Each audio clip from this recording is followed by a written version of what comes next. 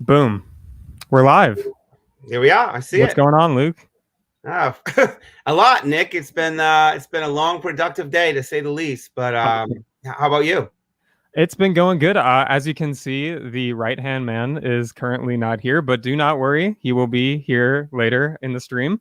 So he's just doing an event right now. So doing what David does, man. He's on top of his stuff for sure. So we got some good stuff lined up for everyone today.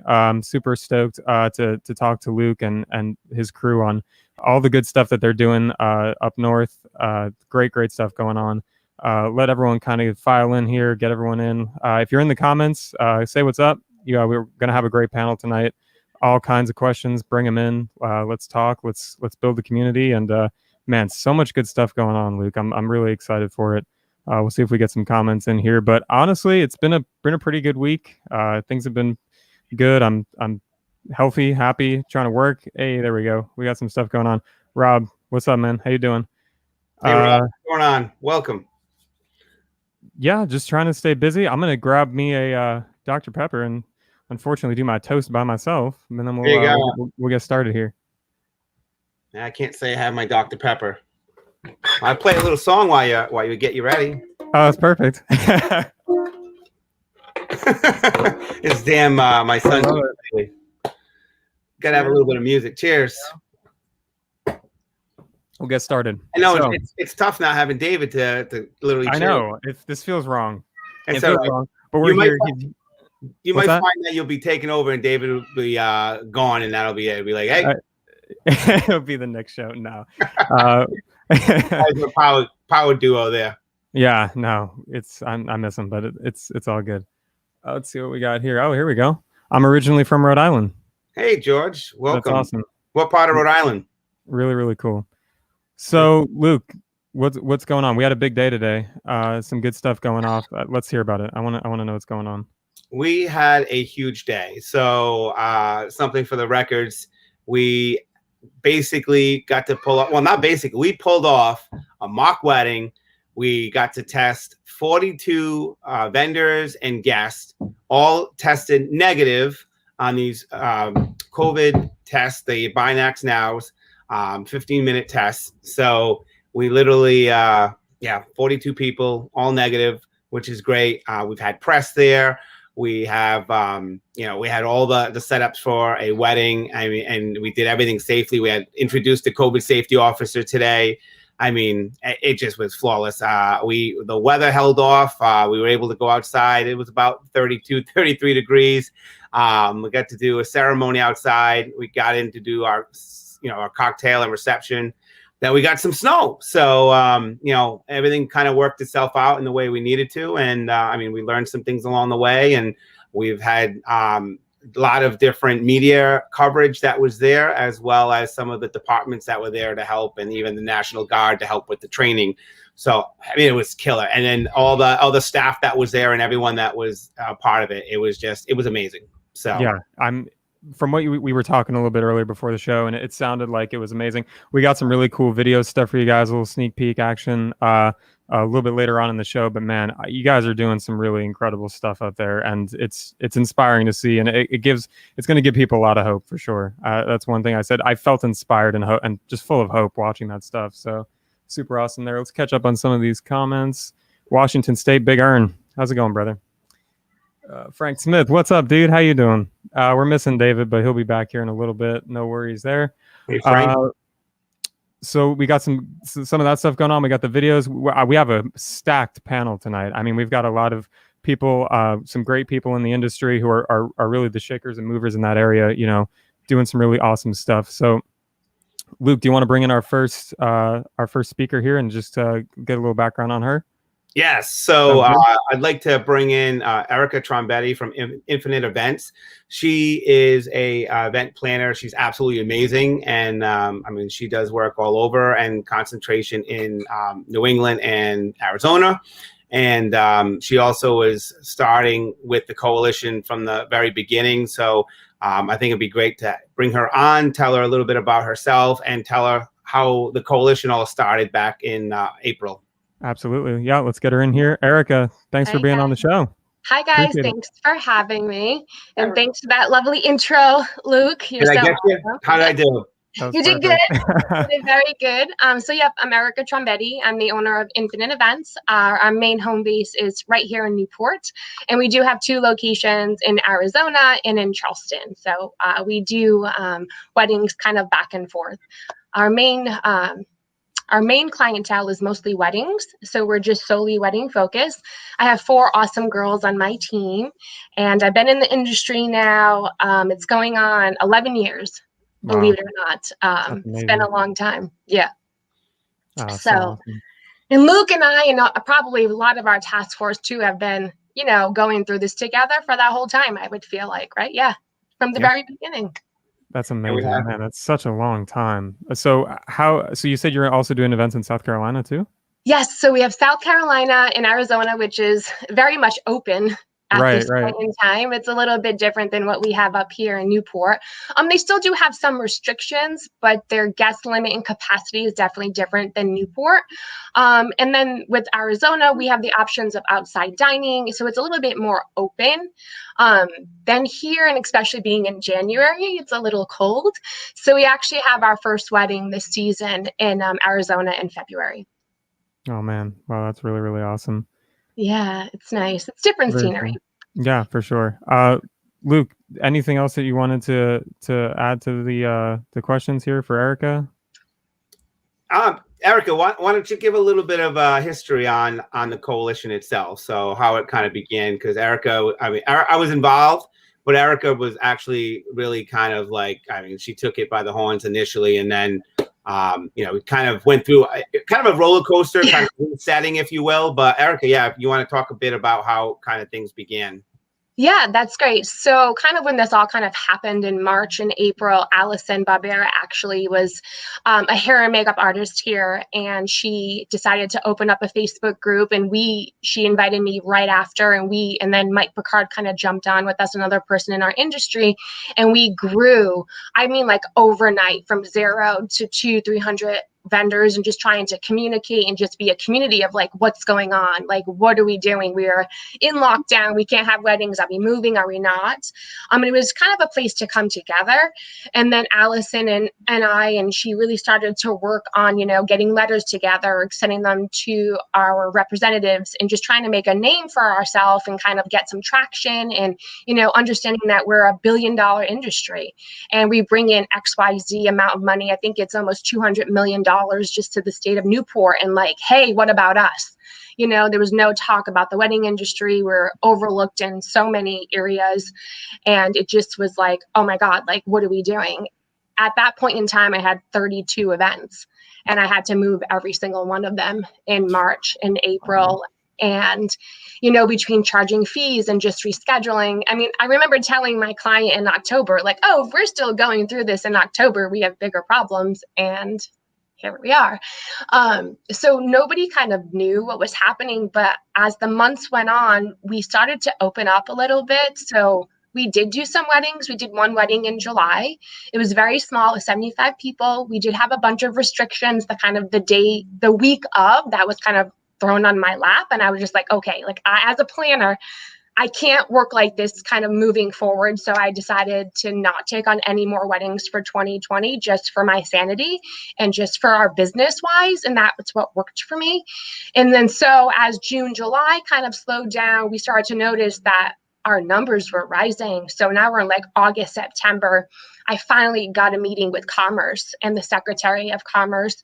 And I was meeting with them, and I was like, hey, like, for next year, can we work something out? And they were very much into testing, and I kind of give them a bunch of options, like 72 hours prior, 2 weeks prior. So that was kind of our gateway of a decision. And kind of during that time, Kenny and Luke were kind of doing their own type of, getting together, because I believe, what did they say, Luke? It was Raimondo came on stage and she said, what did she say? That we all went, what? She said, even with the vaccine coming out, we are going to be in this for the long haul. And that, for me, my head exploded. I'm like, wait a minute. Crazy. This is and Raimondo, by the way, is our governor, who ironically is leaving here to run Secretary of Commerce for the country. So, Wow. but when we heard that, we were just like, oh, wow. And then Kenny and I started chatting, and then we all started connecting again. And before you know it, the snowball effect happened again.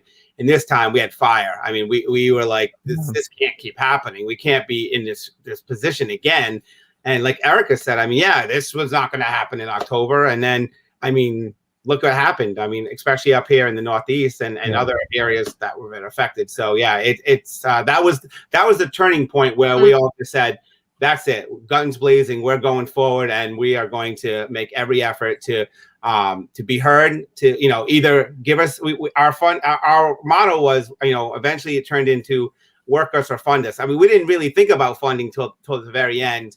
And actually Tony, one of our coalition members, was really pushing that right from the get-go. And we were like, yeah, we're going to open, and it didn't. So we had to go back to the funding options. And, you know, I think with a lot of our pushing, we did finally get to be heard and got funding for people. So, you know, it's been a an interesting place to be in, because we never really thought we thought we'd just be doing events and weddings, not having to, you know, advocate to get together for some couple to celebrate. You know, we haven't been able to really do much of that. So, and I think, again, that's where Erica, myself, the rest of the task force, the coalition really decided that we're better together, and we balance each other out, you know, and, you know, be able to see different aspects of it. And it's great because, you know, Kenny, who will be coming up in a few, is a fellow DJ in our area.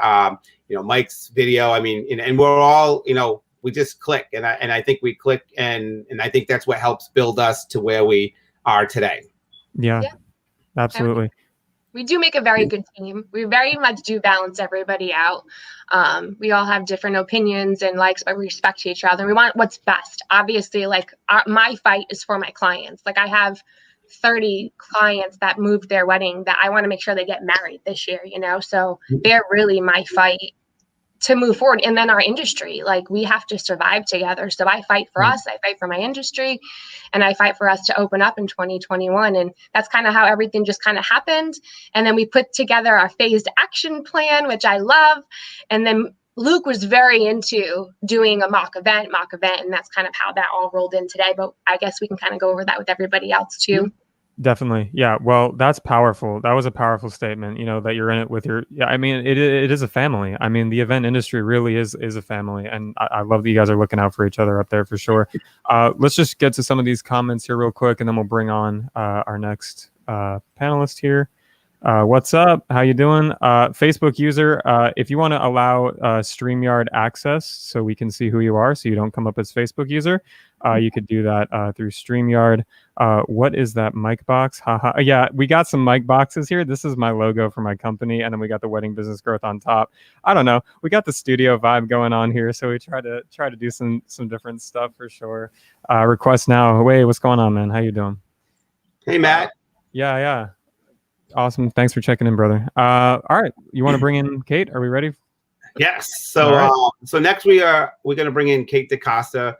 She is in charge of Newport Experience, which is basically a venue, multiple venues: Ocean Cliff in Newport, Regatta Place in Newport, the Stone House in Tiverton, and Little Compton. And I mean, she's been great. They hosted the mock wedding today. I mean, they were rock stars with everything that they did. Her staff went above and beyond. I mean, they killed it with everything that they did. One of her staff members, Erin, was our COVID safety officer. She also administered she was trained right on the spot to learn how to, she didn't have to administer the test, but there was a process in making sure, the tests were done correctly and we can, follow through. It was just amazing. So I think we got to bring in Kate, because she's just, like I said, she was awesome today. So Kate, thanks for being on with us. How's everyone? Doing good. So good. I mean, Luke kind of gave you a little bit of an intro, but maybe if you want to just expand a little bit more on what you do and how you're playing a role in the coalition and everything that's going on. So my role is the venue, and it's a unique role in that we have this coalition of wedding vendors. There are venues that are members of it, but regardless of what the restrictions are, the venue is the one that's punished if we don't follow the restrictions. So I've had a lot of pressure on myself and my team to do these events anyway. Just do it. Let's just do it. Well, that's great until the city pulls my license and I can't serve alcohol anymore, or I can't play music anymore. So that's where we walk a really fine line. These guys didn't talk much about this detailed phased plan that we're putting into effect. Erica worked very hard on this. It can be seen at our website, which is RICWEP, Rhode Island Coalition for Wedding and Event Professionals.org, RICWEP.org. And it's a good example of how to get your government officials to pay attention and have a very organized, phased plan for reopening. So in our venue, we do about 175 weddings a year at one location. This is a mansion in Newport that's been converted into a hotel that has 24 guest rooms, and the clients love it. They love it. They take over the whole estate for the whole weekend, and they have a ball. And as I said, we do quite a number of weddings in that facility. Our other venue is in a marina right in the heart of Newport Harbor, and that's the Regatta place. Do about another 75 weddings there. So all in, we are one of the biggest wedding producers in Newport. So when the lockdown started in mid-March, we had 3 events planned that weekend.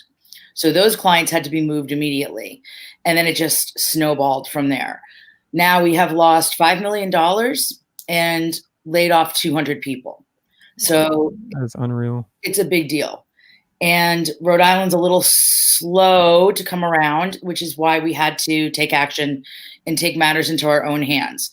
We were fortunate enough to partner with the necessary governmental agencies in Rhode Island. That would be Rhode Island Commerce, Department of Health, Department of Business Regulation, and our CVB in Providence stepped up.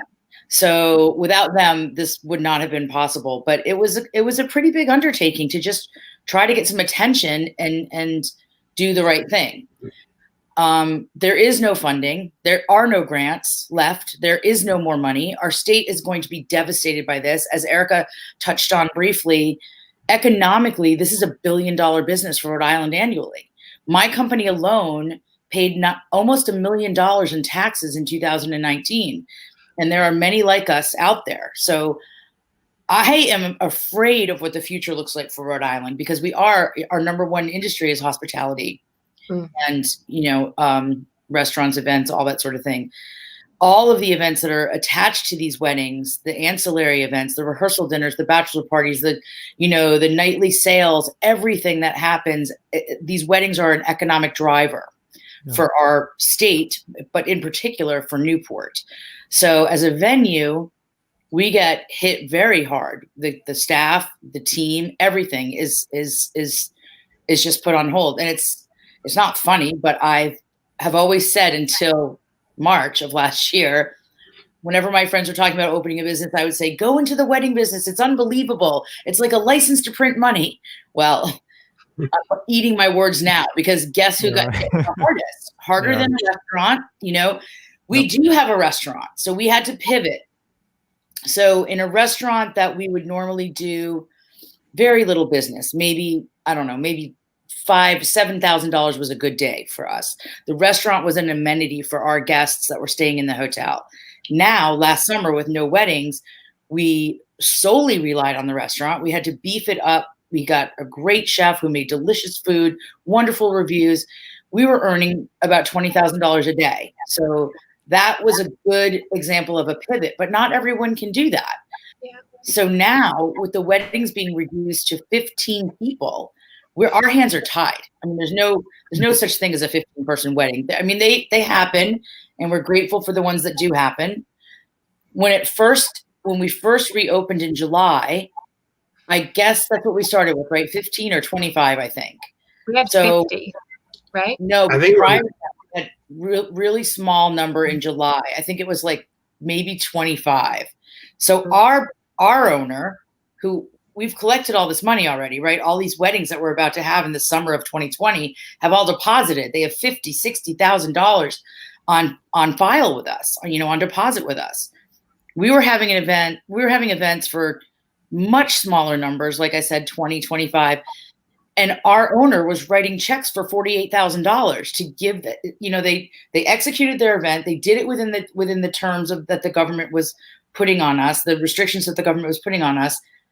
And there's nothing more they could do. They couldn't do any more. So our poor owner was stroking checks for huge amounts of money. It wasn't good. It's still not good. And that's how we all kind of just address everybody on the podcast. No. I think you were our one side chatting with Luke and Kenny and started to we were like, we got to get Kate on board, and we started our task force. We needed a venue, and I'm lucky because we are a single owner, single shareholder. So he doesn't have we don't have a board to answer to or shareholders to answer to like a lot of our competitors. So we can be relatively fluid and make quick decisions. And kudos to him for being flexible and letting us step out. People are afraid to come forward and say, we need to have events because they're accused of being like a murderer. It's a very fine line. We have to be extremely respectful of what's going on, but also the numbers don't back up what the devastation to our industry. Correct. So when our governor put us on a pause, that was mid-November, just before Thanksgiving. I think it was enacted right after Thanksgiving. We had already been out of work for 10 months, roughly. But we did have the ability to do smaller events. So we did 50 people inside and 100 people outside were the limitations that were put on us. In Rhode Island, we executed almost 700 weddings from August 1st until we got put on the pause. Yeah. We had no evidence of any cases from the DOH.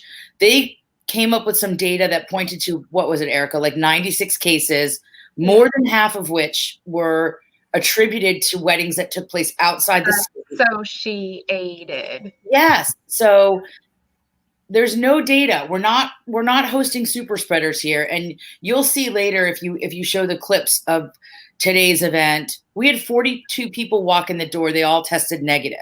So to be in a room with people that have just tested negative for COVID 15 minutes prior or 20 minutes prior or an hour prior gives you a sense of security that I don't have in a restaurant, or I don't have in a church, or I don't have anywhere else I go. So it's going to be all about the testing. We need to open up. Yeah, absolutely. And I can tell you I got to watch the videos, off air, before we got on here. And I'll tell you, I feel comfortable when I'm not there. So, I mean, it's really, really awesome stuff. So just to catch up here on the stuff, I know I saw a comment come in from Request Now. Where is Dave? Dave is at an event and he will be back. I know everyone, man, we're missing David tonight. He will be back here momentarily, or probably mid-show. But we're rocking out. We're having fun, and we're making waves. I mean, you guys are doing incredible stuff. I know I keep saying it, but it really is inspiring. So let's go ahead and bring on Ken. Luke, maybe just a short little backstory on Ken, and then we can fill in the rest of it. Yeah. So Ken is from Elite Entertainment. He's a DJ company like myself in our area. I mean, he's certainly been one of the top guys that him and I are honestly, like, we probably compete for a lot of the same work, but ironically it's not a competitive ness that's I mean, we work well together. He's been to weddings that I've done. We've been to events. I mean, today he was actually the DJ today. I mean, it's a great relationship of two DJs that in the same market that you really just we know that there's great work out there, and we have a great relationship, and even with what we did with this coalition, I think it's really built us up that much more. So he's an amazing DJ. He's great, and he's got amazing talent. But yeah, Kenny from Elite Entertainment. Ken, no, thanks for being on, brother. How's it going? Kind words.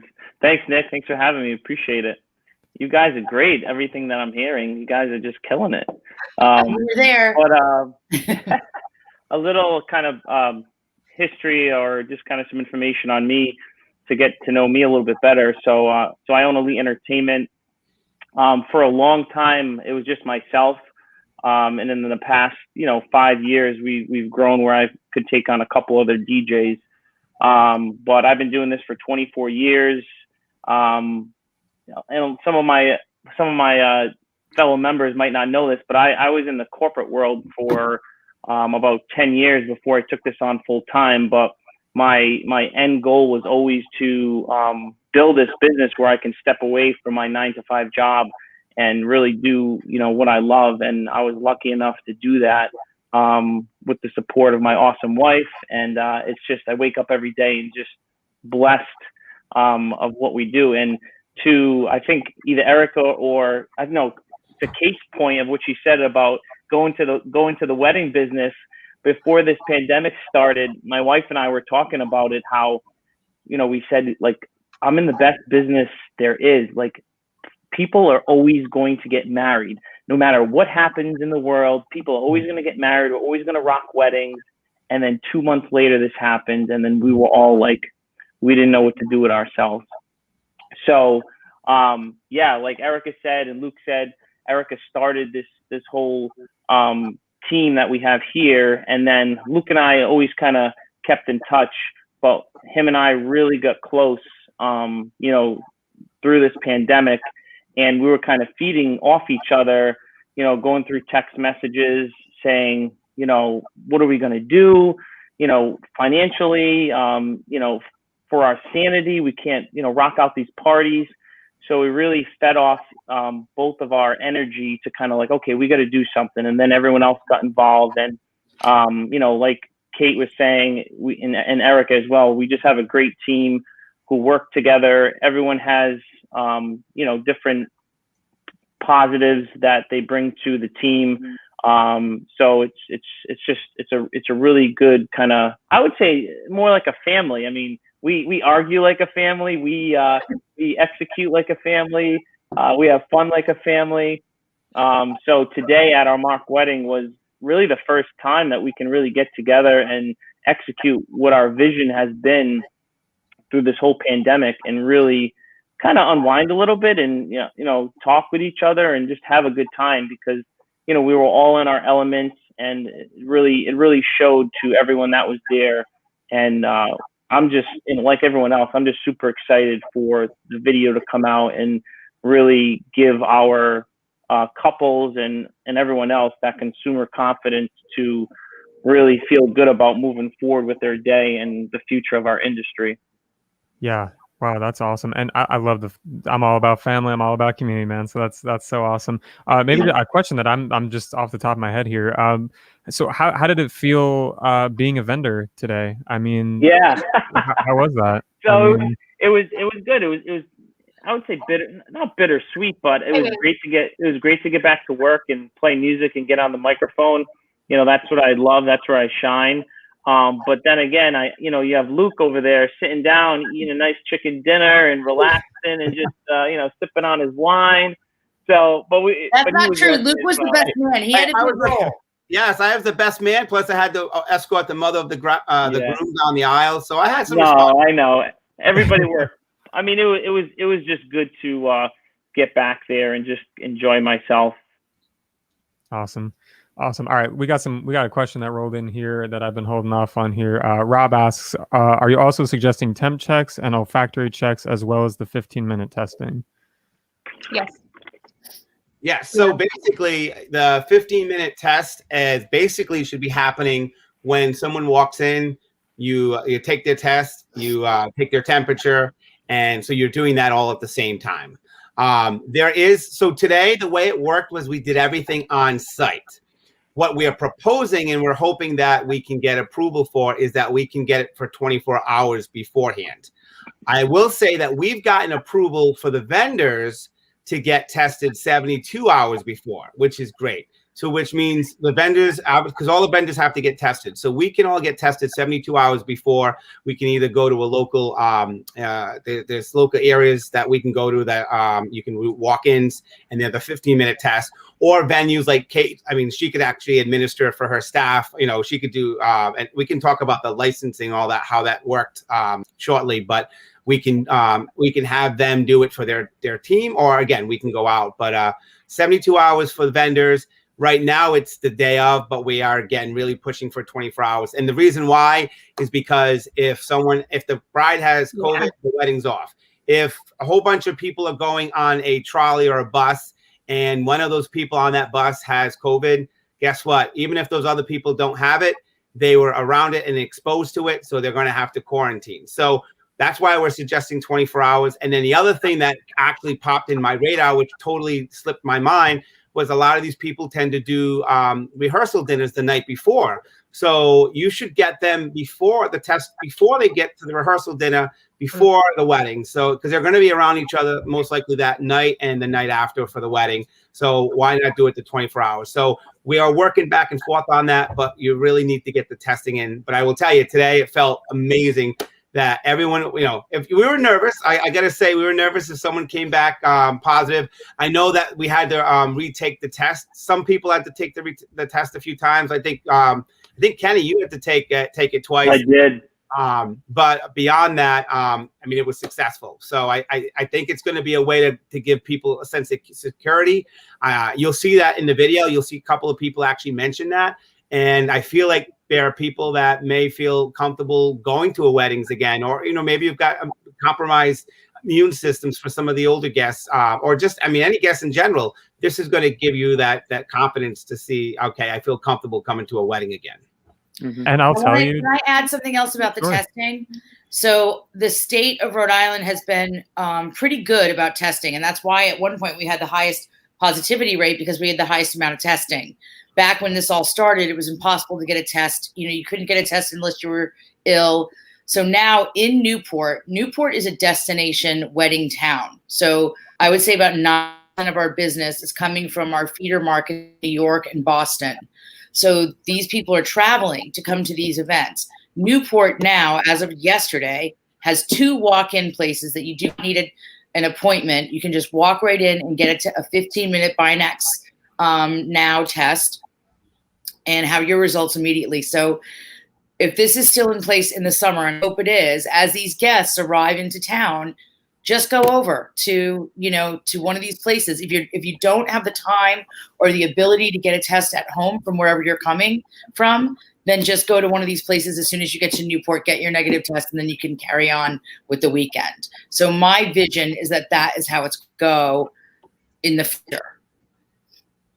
Yes. So getting your test, you know, you may not have to take the test at one of the venues. You know, you could get the test, you know, at one of these sites. Again, hopefully we can do it within 24 hours. You come back, you show the negative test, and it's a done deal. That's perfect. That's awesome.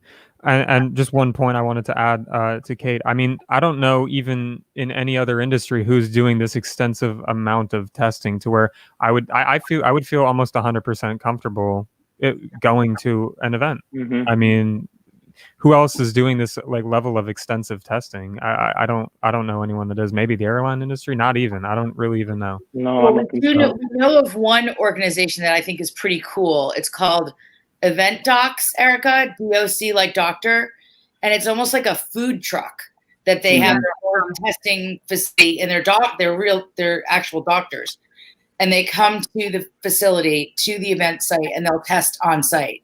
But we don't have anything like that in Rhode Island yet. They're based in New York, and it's expensive. It's cheap. Sure that the couple is not looking for an additional $60 per person charge on what they're paying, you know, to us, the venue, and to all of the vendors that are helping put the wedding together.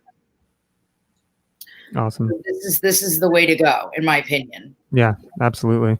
Absolutely. Guys, once again, we're talking with the amazing people at RICWEP that are doing some incredible things in the event industry, how we can have safe events again. We've got some really cool video stuff coming up. I mean, they're making waves in the industry. So really, really cool stuff going on.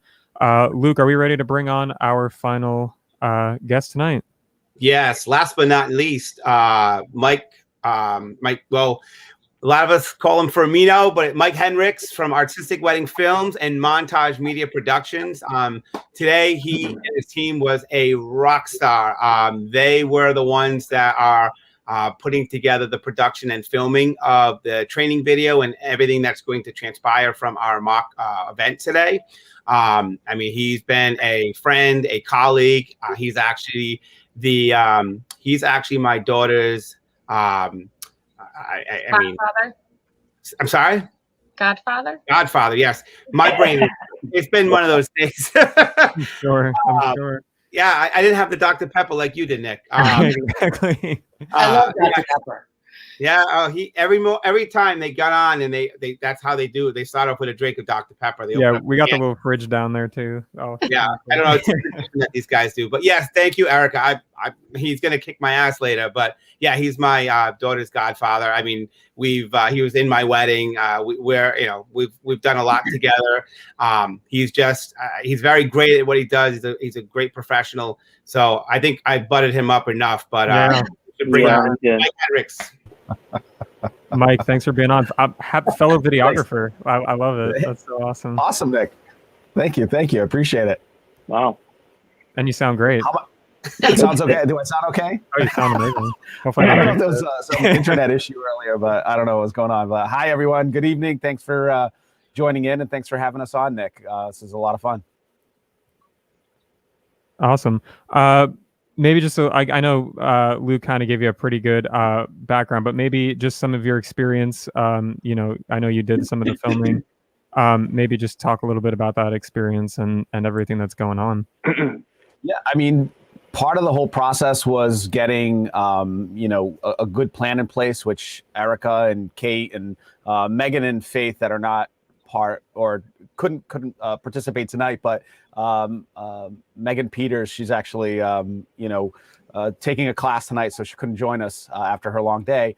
But they've spent a lot of time on the back end, working all a good plan so that the state, as you've heard on many levels, the state could look at our industry in a more detailed way and understand that it's not all about not every minute is everybody hugging and kissing and like rubbing up against each other. So that was the social distancing is the biggest one of the biggest concerns, and obviously having some the health and safety of our clients and guests is what I think everybody wants to have a successful event without any kind of these super spreaders or people getting ill. So having a phased approach, looking at numbers and understanding science and doing all these things that we normally don't do in our industry in our everyday lives, right, was super important. But Erica and I talked way back early on, and a lot of people have done a lot of legwork in our local market. Yeah. That has been really important to getting to the stage that we are now.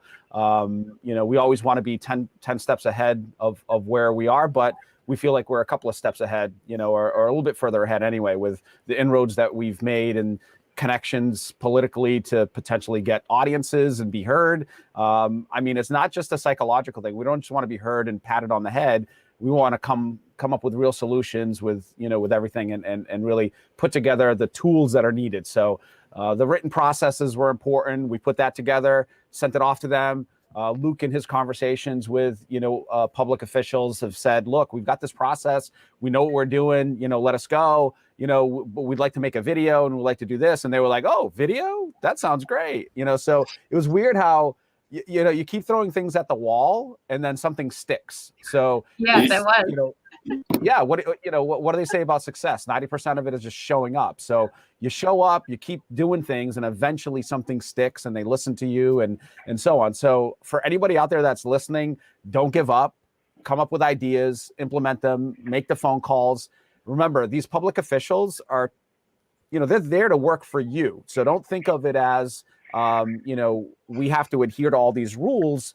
Many, and one of the examples that happened in the restaurant industry up in our little Italy called Federal Hill of Rhode Island was they formed an association, or they do have an association of their own, and they were able to, say, hey, you know what, Governor, this is what we're going to do. We're going to get everybody on board.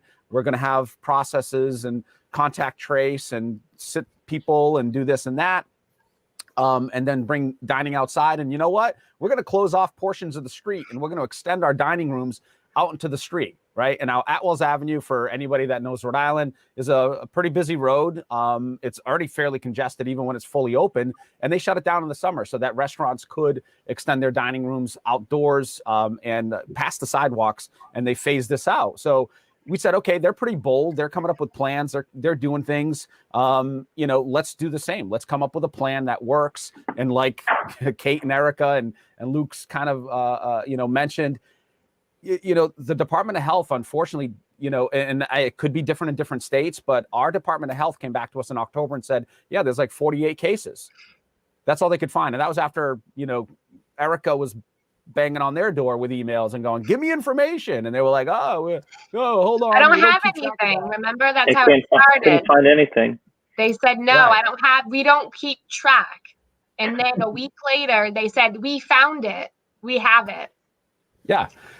Which is kind of mind-blowing on some levels. And as people that, we're not lobbyists, we're not politicians, we're not, we don't work in those circles. We're here to create amazing events and participate in creating amazing events for our clients, right?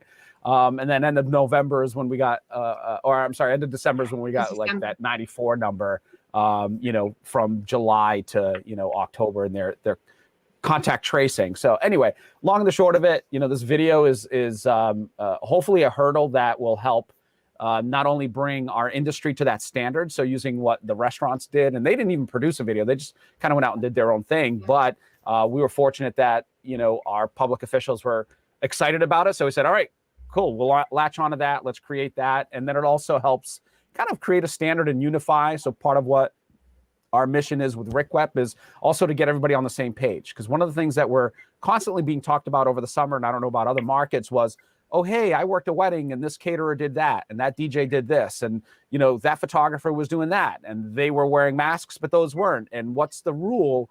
And it's like, okay, there aren't rules. There's best practices. Mm-hmm. And best practices weren't being followed because, obviously, if you have a pandemic going on, you should, wear a mask, especially if you're working the event. I don't think, just like anybody that would have any other type of cold, flu, any other type of viral disease that could transmit it, you don't want to get your loved ones sick. You don't want to get your clients sick. You stay home. It's kind of common sense, even prior to COVID. Use some common sense, applications to it, but, putting it in writing, putting it into a template that can be presented was, I think a big step and what, a huge goal for us, and being able to have that shoot today and get it done was gratifying. Obviously it's always a lot of work, but very gratifying. And, having it's going to be a safety training video. It's not going to be anything super, glossy or glamorous. Nick, this stuff is like getting the information out is what really the goal of it, and having all the eyes and lawyers and every department look at it and sign off and go, yeah, that's cool. Again, we don't know to what extent that's going to be, but at least it puts us as an industry in our market on the same page with a set of, standards to follow. And hopefully what'll happen is with all this testing, the Vinex testing being reported back to the Department of Health, they're going to go, oh, look at this. We had 10 weddings this weekend and we only had one positive case. That person went home, didn't infect anyone else. And repeat and repeat and repeat and repeat. And hopefully obviously there's nothing going on right now. And maybe a couple of weddings happening through the month of January or February in our market, but not very many. So we're hoping as, some of these smaller weddings happen and the reporting gets back, we can go, hey, see, we're good. Let us do what we do. We know how to do it. We understand logistics. We understand events. We understand managing people, both emotionally and physically. It's what we do. It's what we all do on some levels. It falls under different hats, a little more heavily than others, but we're all equally responsible for the success of an event.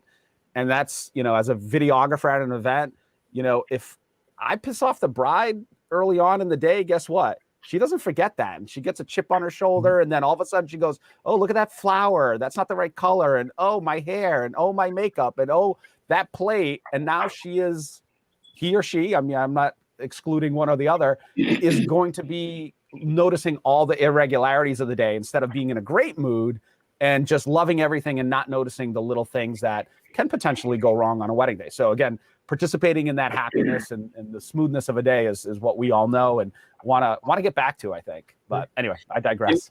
And one of the things, Nick, too, the great thing about once this video is complete, not only can it serve a purpose here in Rhode Island, but it can be a kind of a platform for other states that can use this to their advantage. And I think that's going to be one of the things that we can help others that are kind of going through the same struggle as we are. You know, they can use this as a platform in their own, you know, cities and towns. And, you know, Mike mentioned that this is a training video, but, you know, we have a lot of footage that he captured from today.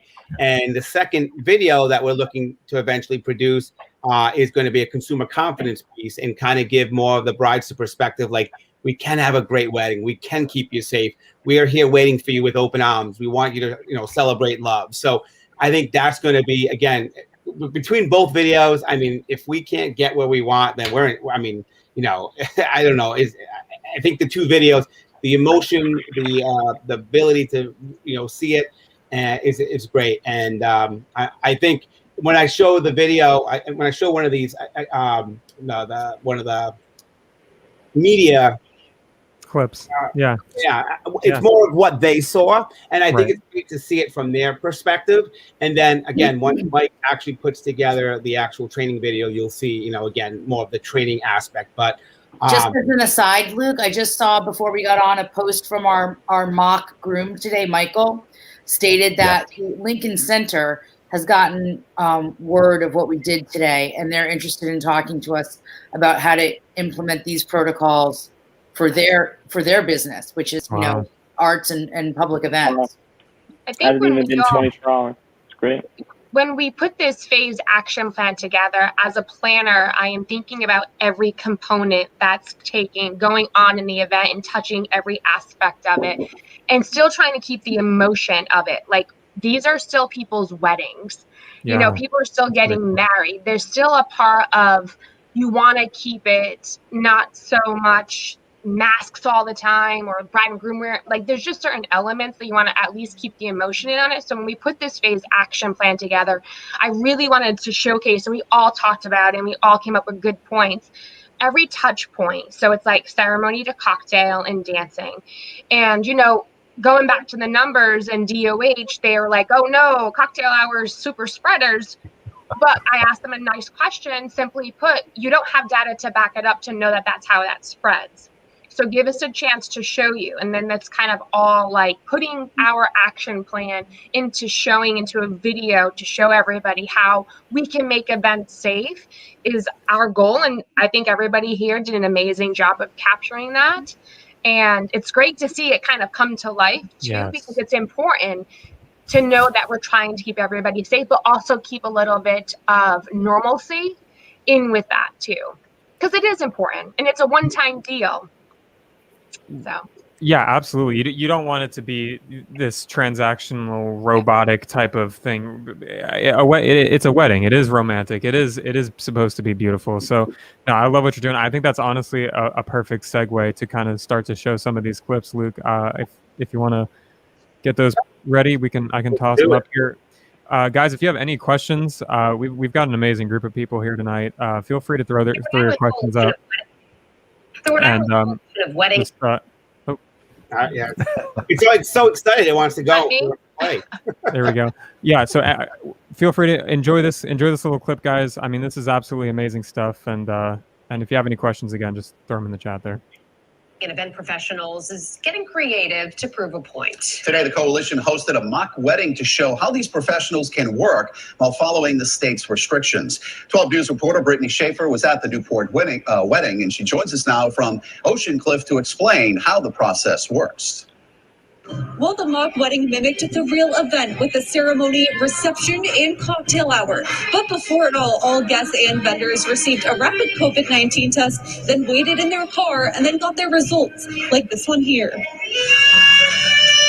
Here comes the bride and a COVID safety officer. To our COVID safety officer, Erin. The coalition of wedding and event professionals hosting a mock wedding to show Rhode Island I do's can be done with I don'ts to spreading COVID-19. A lot of us got butterflies when we woke up this morning. The coalition partnered with Rhode Island Commerce to film the mock wedding. The video will be given to other venues to show how to host an event safely during a pandemic. When it became clear that there was no money, there was not enough money for grants and funding, we realized that we had to get the weddings going again. It's going to allow us to put together really a staple for our entire industry on the correct procedures in being able to make all of this happen. Vendors and guests start by getting a rapid Binax Now COVID test, then wait in their cars for the results. After getting a negative result, guests attend the ceremony, cocktail hour, and reception while wearing a mask and distancing. Masks can be taken off when seated at a table, similar to restaurants. There is also a COVID safety officer who will ensure rules are followed during the reception, like no dancing. The mock bride and groom have been dating for over 4 years and tell me they felt safe with the precautions. What's most important is that you're surrounded by the ones that love you the most. And the precautions are there to really make you feel a lot safer. The fact that everybody in this room today has a negative COVID test is real as it could be. It feels like magic, and I think that's what you need right now. And DeCosta says the next step is talking with the governor about easing restrictions for catered events to the same restrictions that restaurants currently have. She says her hope is this training video will help make those changes happen by March. In Newport, I'm Brittany Schaefer, 12 News.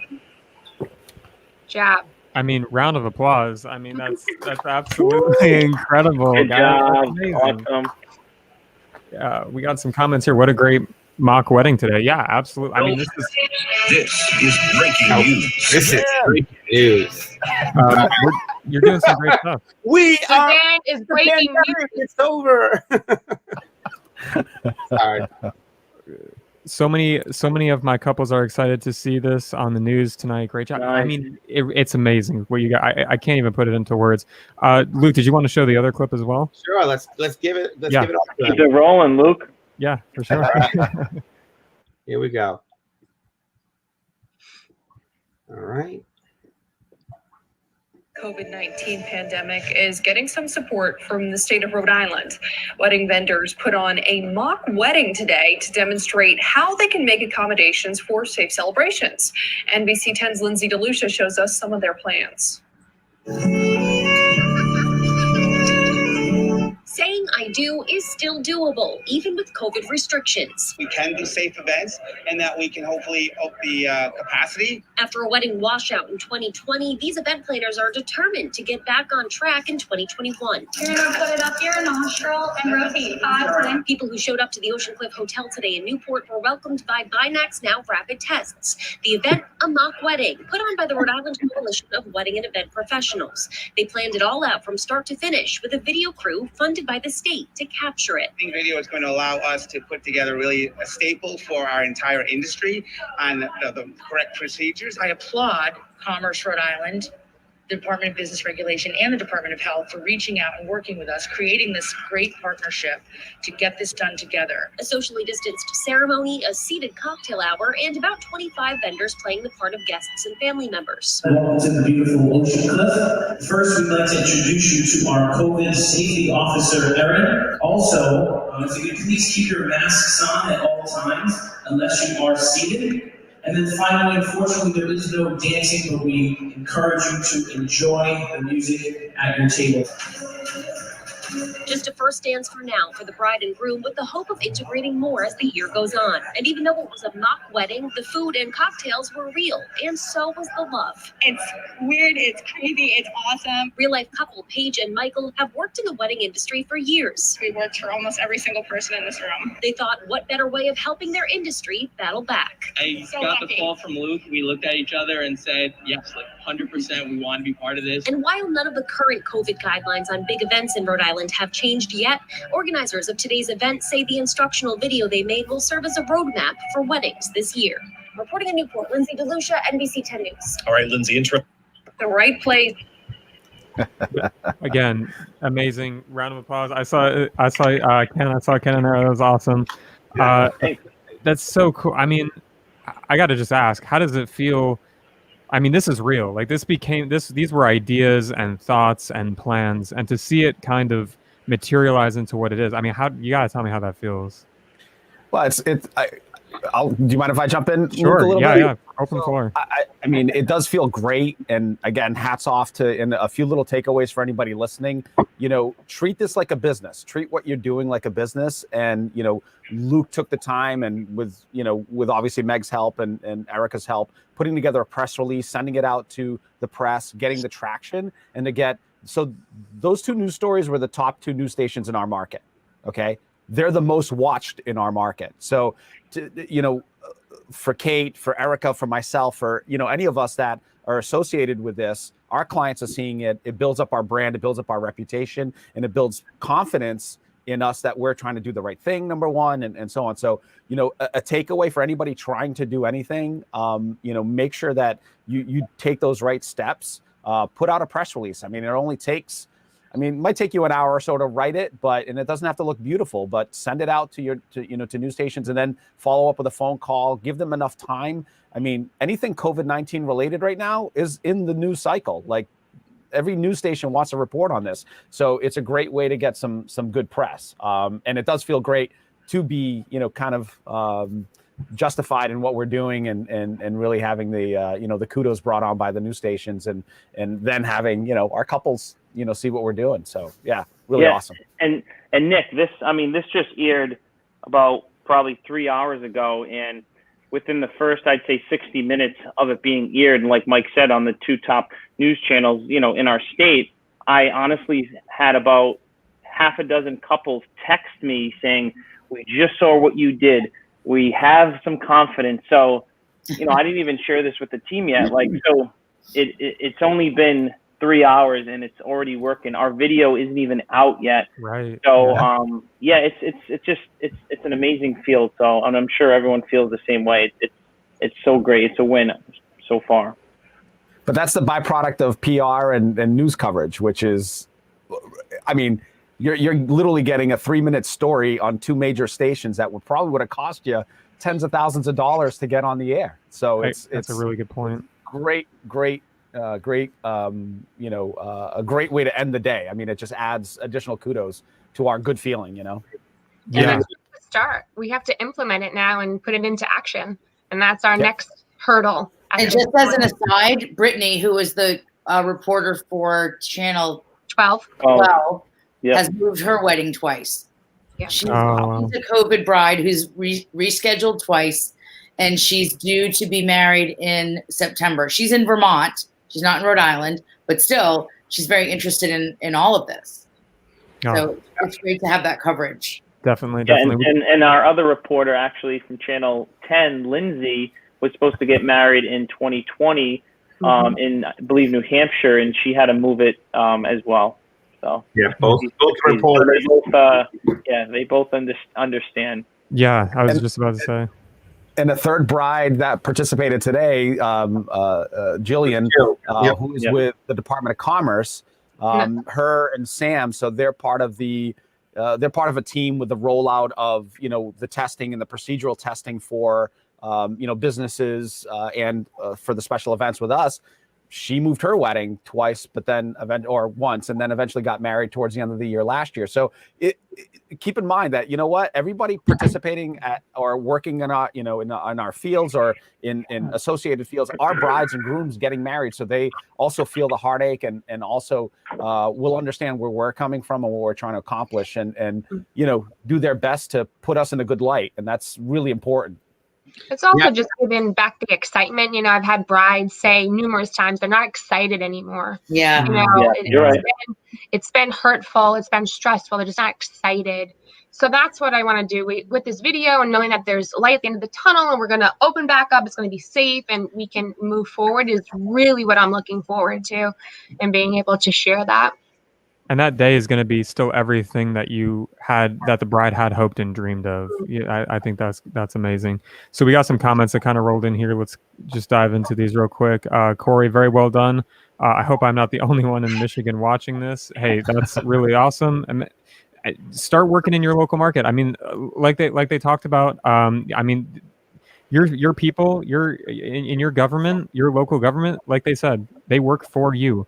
So go to them. I know I see Mike shaking his head there.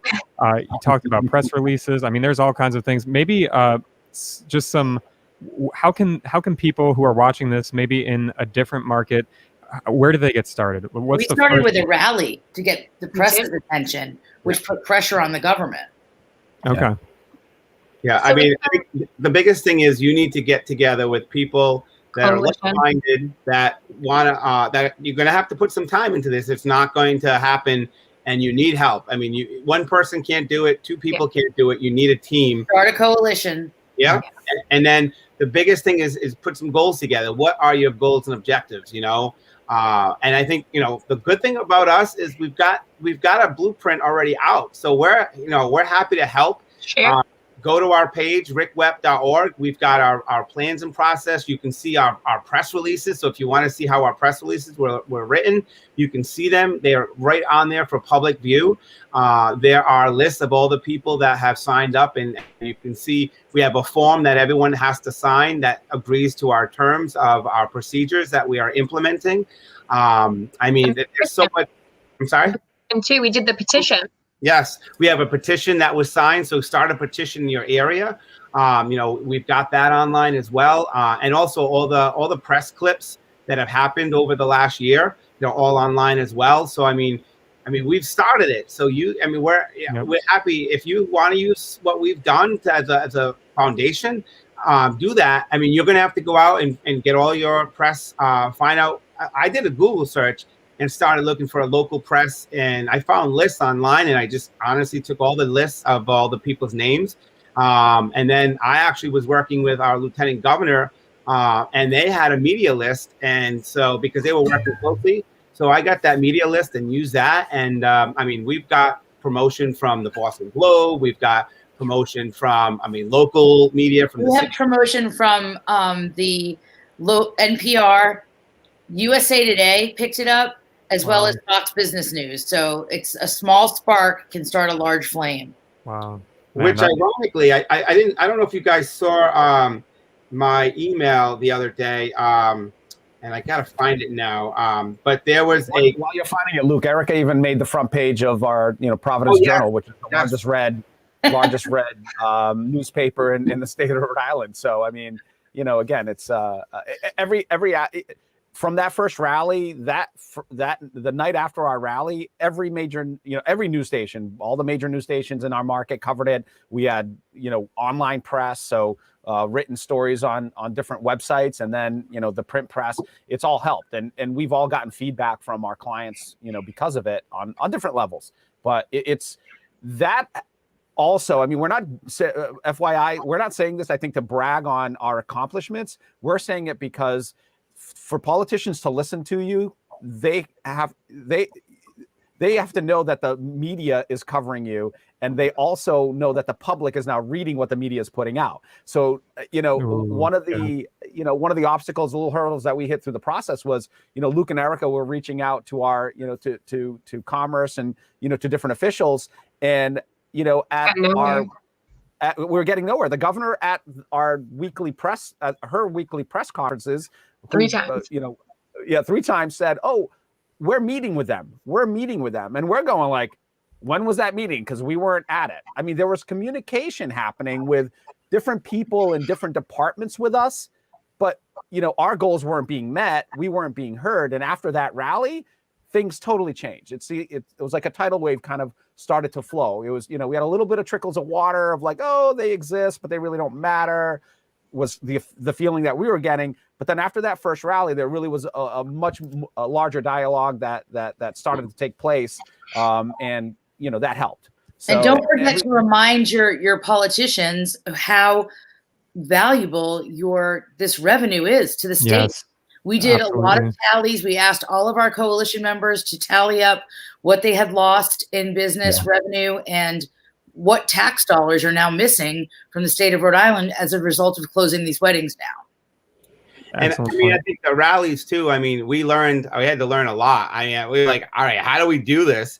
Who do we have to call and what, I had to be on a call with the city and, the fire and police departments and public works. Getting permits. Yeah, and then actually it was funny because we couple days before about 3 days before Christmas, we did a rally December 22nd, And literally that was on a Tuesday. On Friday in the late afternoon, I don't know, I got this epiphany and I was talking and I'm like, let's do a rally Tuesday. And everyone was like, all right. And they didn't think I was serious. And then all of a sudden, I literally, within an hour, I had all of like the speakers. I had the lieutenant governor. I called up the local, the person I was dealing with for it, and I didn't think we were going to get it. And sure enough, boom, it all happened. Literally that day, there was so much snow on the ground. I had to go to Home Depot and grab a shovel, and I'm literally shoveling and everything up. Oh my God! Look who made it! What's up, guys? David, ladies How you and doing, gentlemen? Good to see you guys. I was watching you guys all the way home, man. You guys are freaking killing it. Yeah. Just killing it. Yeah, absolutely. Thank I you. love hearing what you guys are doing. Thank you. It's Thanks, Dave. It's and one of the things I wanted to throw out there too, I got an email from the American Marriage Ministries. And they said, we wanted to reach out to you. We think it's an incredible idea and a valuable tool for wedding officiants and other event professionals to help them stay safe and follow local policies with clarity and ease. So they're really in support. Is there any way we can help collaborate with you to help promote the special training and information? So this was Jessica Levy, and she's, again, part of this. I don't know how she heard of us. That is going to be one of my questions. But I mean, that's the thing. All these different groups and organizations, you can use this. This is something that can benefit everybody. And again, today we proved it. Today we proved we can keep people safe. We had 42 people negative test, and if they had a positive test, I mean, we had but we knew what we had to do. We did run into some. It's ironic. One of the things that we came into is I got there. We set up. I set up a tent outside. The heaters, we're ready to go. National Guard comes. Now, by the way, National Guard will not show up at weddings. They came because they wanted to train us. And so they wanted to make sure we knew what we were doing, and because we were doing the filming. But when it comes to an actual event, National Guard will not be there. So when the National Guard shows up, he looks at his phone and he says, it's 32 degrees out. These tests can only be outside if it's 35 or higher. So right there, we're like, all right, we need to find plan B. And I mean, we had to go and quick wit and figure out a whole new way to get people in. So if you saw in the video, there were people inside getting tested. That was the early people. And then we actually did, for the testing of the video, we had to mock it, have a mock setup of them, coming through. So there was actually some of the video you may have seen too. So we had to, I mean, we know it's professionals and we have to adapt. I mean, Erica's a planner. She knows. Kate, I mean, we all in some aspect always have to adjust to our environment. That was our first hurdle at the very beginning. But I mean, we made it through it, and learning that, yeah, at 35 degrees or less, you don't have to worry about that down in Florida there, boys. Not too often. Yeah, maybe a little bit this upcoming week, actually. But yeah, not too often. But you're right. We live by, planners and myself. There's always a problem. You just got to find the solution and quickly. Yeah. And that's what you guys did. Absolutely. Can I just throw something in real quick?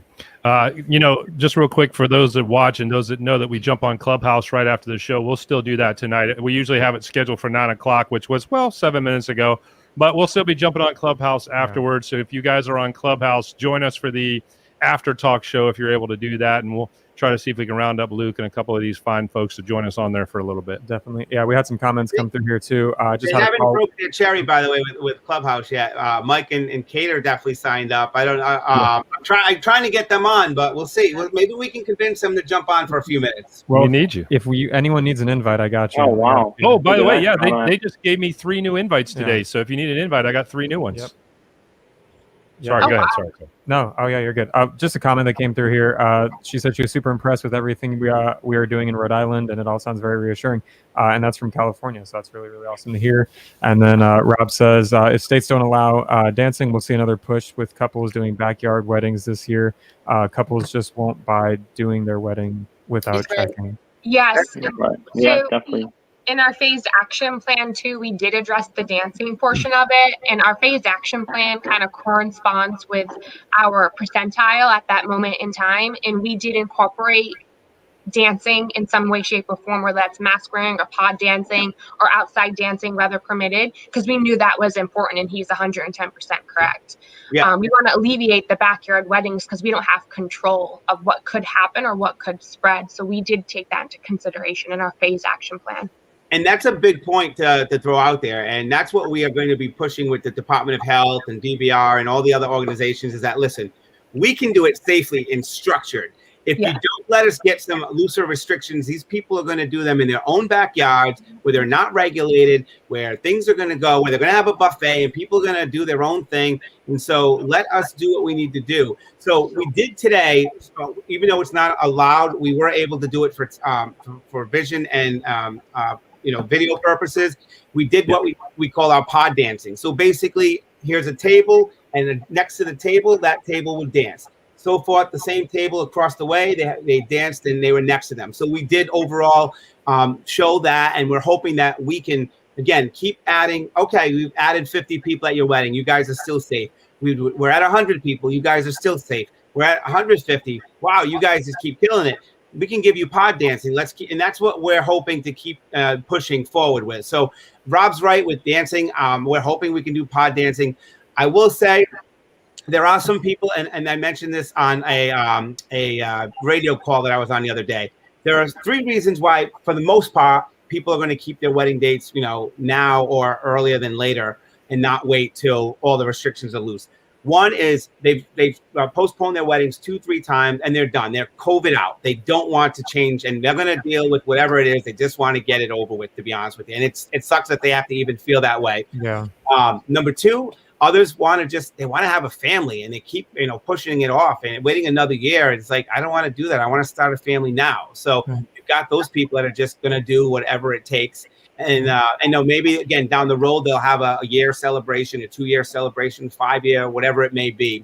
And then the third is unfortunate as well, but there are a lot of families that have, parents who are sick or relatives who are not going to make it another year. So they are doing these weddings to make sure that they can be part of it and inclusive. So there are weddings that are taking place now that they don't care whether there is dancing or not. They are going to do whatever it takes. And then there are the ones that are just like, yeah, I'm going to wait until my dream wedding happens the way I want it. And then they're going to be the ones in between. But we are hoping that with what we are doing, we can start moving that level up. Yeah, absolutely. And Nancy says, well done. Thank you for the task force for making constructive noise. And that's exactly what you guys are doing, man. You should be so proud of yourselves for sure. No doubt. Thank you, Nancy. Well, the goal, just to add one other thing too, quick to Luke's comment, is also as a coalition, we want to be recognized and have a list on our website and not necessarily get preferential treatment, but say, you know what, if you're having your wedding at this venue with this group of people, you're going to get another 25% capacity, because what they're doing is best practices. It's going to keep everybody safe and allow, growth in the industry or forward progression in the industry. So, that's what you have to advocate. Just to follow up on what Luke was saying, with this whole concept of backyard weddings, if we don't get open soon, as I said earlier, most of our clients are not from this area. They're driving, 100 plus miles to get here. Their states are open. So all that revenue will go to their state instead of our state. New Hampshire's open. Vermont's at 75. Connecticut's open. It's, where a lot of our clients are saying Charleston, they're doing 500 person events down there. Florida, same thing. They're saying, well, we're not going to come to Newport this summer. We're just going to do it at home. So that's a huge loss for our state. We don't want to see that. Definitely not. That's a huge point. And Suzanne says, I danced in a pod today. So much fun. If you don't want a boring wedding, don't invite boring guests. That is not right. Truth. Good advice. That is she is not boring at all. Do you have, is Megan there? Did she pop in by chance? She messaged. She just put a comment in. Megan, are you with us? Yeah, I'm here. Megan made it. I was thinking, I know, I really am in the dark. I just came downstairs after a million different Zoom meetings, and I was like, all right, I got to watch this at least. That's our rock star, making things pretty and PDFs and everything and thoughts and processes. Hence my class in web design and typography tonight. So yeah, Megan is on our task force as well. I'm glad she got to sneak in, and now she's been like in between the mock wedding today. She was doing class. I mean, she's crazy. She works for Rockstar Limo, and they actually have transportation here and in Florida. Where are they? Is it Naples? Yeah, Naples. Naples. Okay, very They have offices down in Florida as well. So. Yeah, I mean, maybe Megan, if you want to just share. They should have chose Tampa because they could have just transported a couple of buses down there and made them right. Exactly. Well, we do own Rob Gronkowski's buses, so maybe. Oh, right.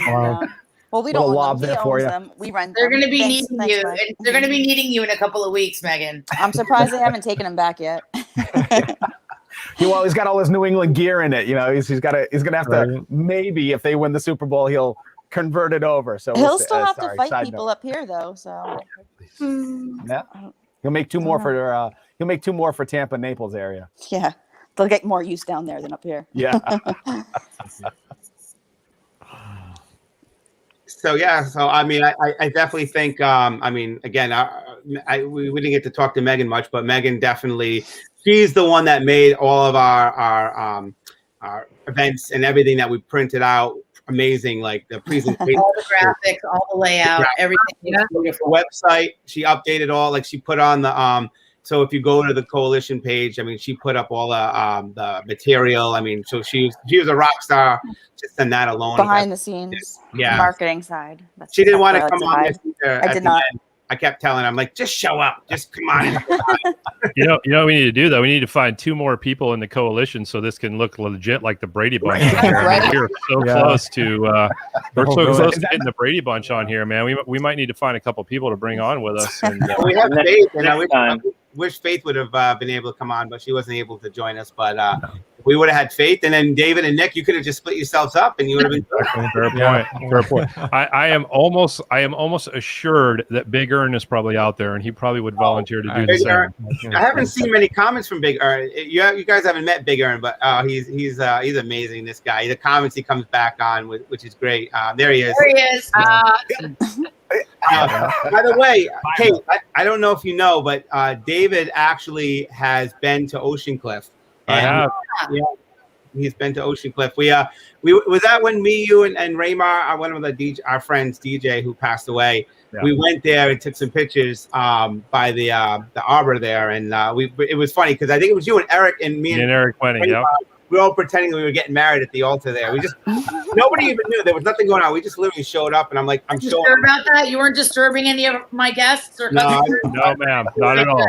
Good. And what's funny is when I was coming home and I was safely watching y'all on video as I was driving home. I was safely watching y'all, and the clip came up, and as soon as I saw that, I was like, "Oh, I've been there before." Yeah, David got married there. Yep. Our marriage didn't last very long. Though me and Eric didn't stay married very long. I mean, I don't even think we lasted a day. No, it's because he's from Pittsburgh, so that's probably why.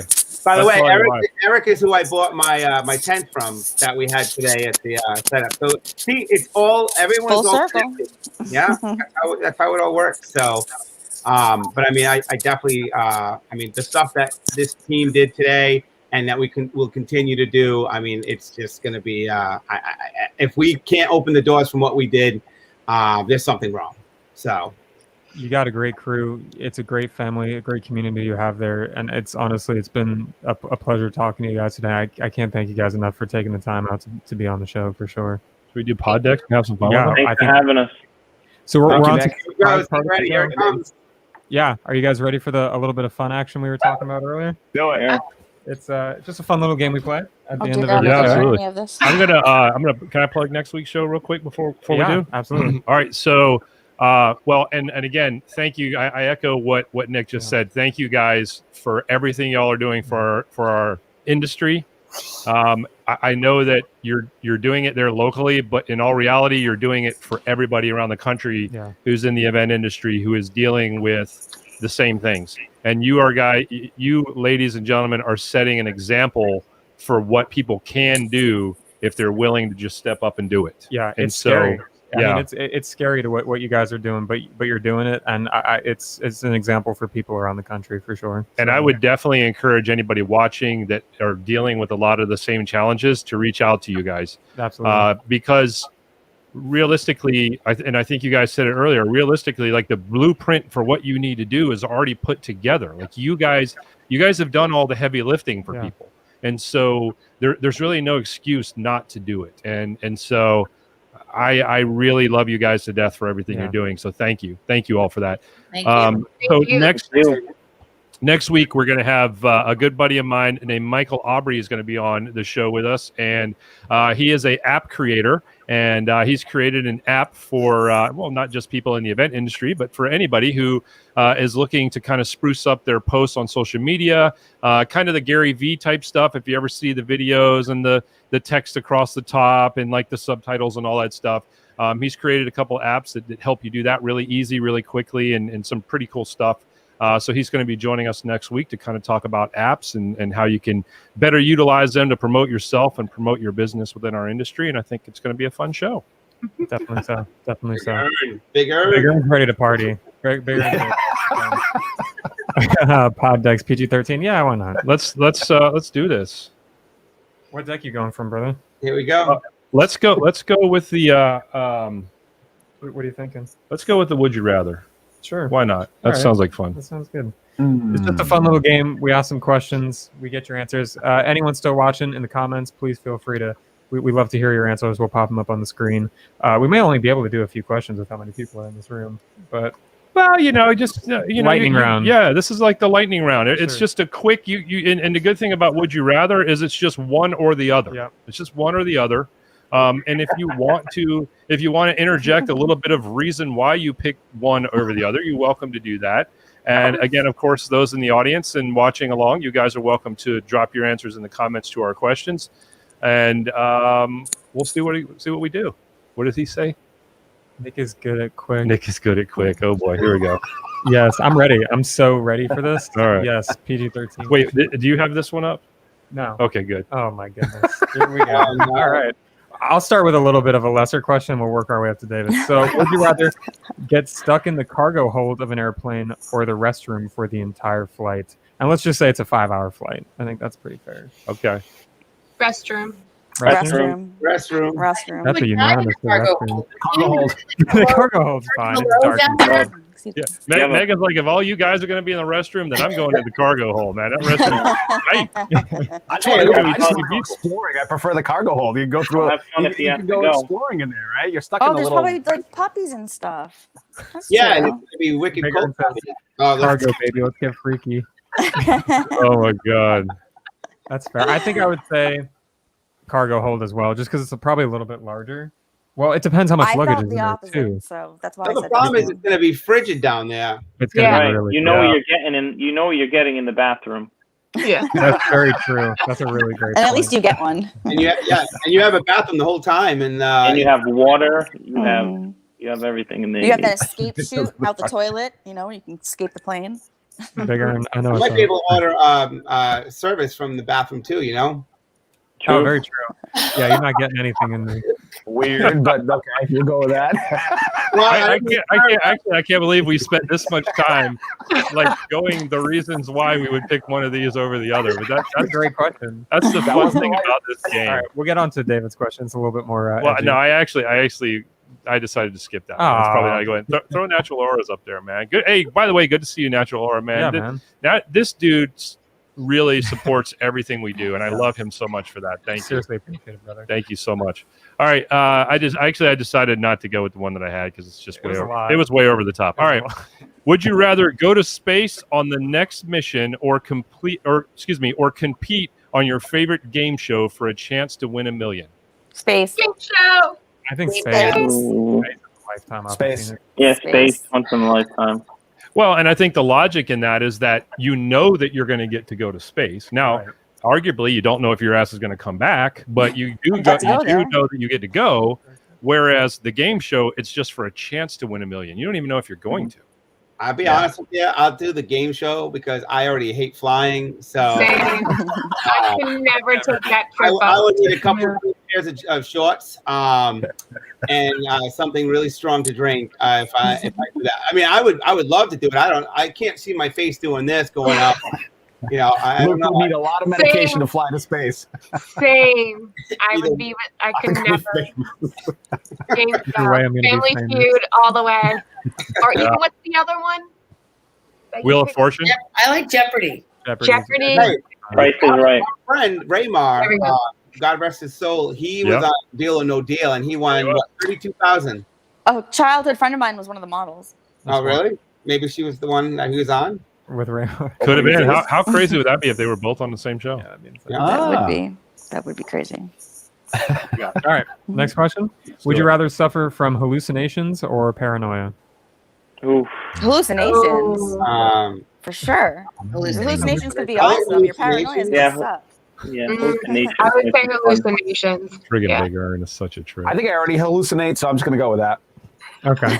What were the options again? Hallucinations or paranoia? Yeah, hallucinations. I mean, you can have fun. Yeah. Real, I mean, because I could see something I really want, and Exactly. that's fine. I don't want to be paranoid about some freak coming in after me with a knife. I think that's unanimous. Yeah. That's very fair. Or someone putting him on a shuttle and sending him to space. Yeah. What are we smoking again? I'm telling you, it's so fun when Big Earn is on. I love with his us. energy, man. It's fantastic. All right, we got 5 minutes left. Here we go. Would you rather rap on stage with Eminem or Jay-Z? Eminem all the way. Oh, Eminem. Would be Jay-Z's way Yes, we smoother. would. Jay-Z's way singing smoother. Alfred's theme word for word. I met Eminem. I got a picture with him. He came into my dad's music store, so I got a picture with him and my mom. And he's giving the middle finger, and it was on my mantle. So, Oh yeah, I remember that story. it's crazy. But I don't know. I guess I'd say Jay-Z because I've seen Eminem. So I know more Eminem words. Same. There you go. Wow. That's a good reason. And I've yeah. seen Eminem, so I would say Eminem. Very good. The audience doesn't seem to have a choice, or maybe they're looking up who Eminem and Jay-Z are. I'm just kidding. I mean, I would think that most people that watch our show know who Jay-Z and Eminem are. I would hope, Sure. but you never know. You never know. Big Earn says he's struggling with this one. I could get. I mean, either one. I mean, you can't go wrong with either one of those people, really, on stage. You got to know. Yes. Would you rather have more muscular arms or legs? Legs. Arms.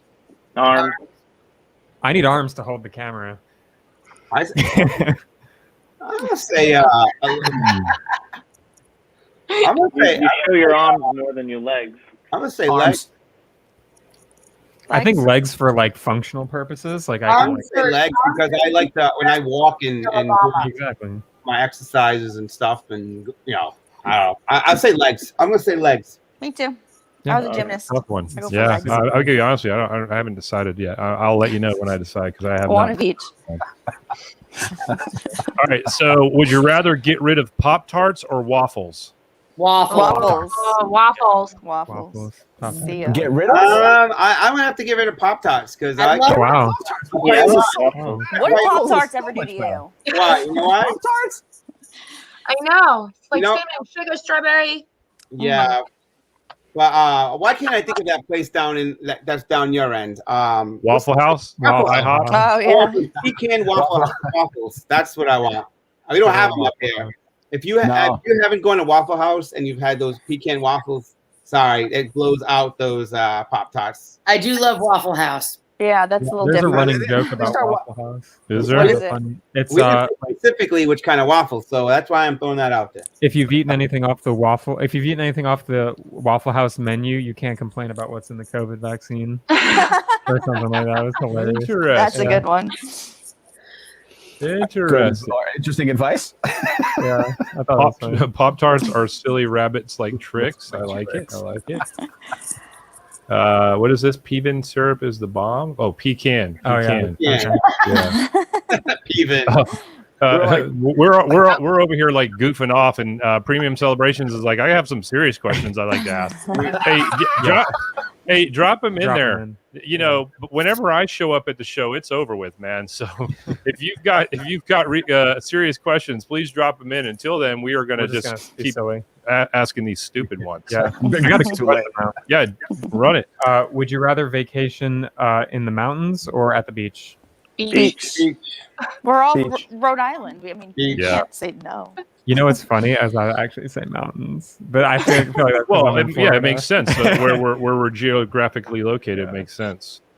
True. Yeah. Yeah. All right, so I got one more silly one here, and then we'll see if Premium Celebrations drops us some serious questions to ask, and we'll address those if they have them for real. Would you rather try to escape? Excuse me. Let me start that over again. Would you rather try and escape being buried alive or escape a corn maze with a murderer on the loose? Buried alive. Corn maze. Corn maze. Corn maze. I'll eat corn maze. Buried I alive. have a good sense of direction. Way too claustrophobic. That's Yeah. Yeah. I'll be buried alive. buried alive. No, thank you. Yeah, I'm the same way. I'm not good with being too claustrophobic. Like, what was that show that was on a while? I can't remember. Kevin Bacon was on it. Man, it was such a good show. And damn it, why can't I remember the name of this show? But anyways, like one of the police officers got buried in this box, like shallow under the land, and it was like freaky as all hell. Yeah. Well, if you think that's my friend did a movie. It's called Buried with Ryan Reynolds. That's it's literally he's in a coffin. And he's got his light and his lighter and a phone. And I mean, I'm not going to tell you, if you haven't seen it, check it out. But that's why I will not be buried. I will run through a corn maze.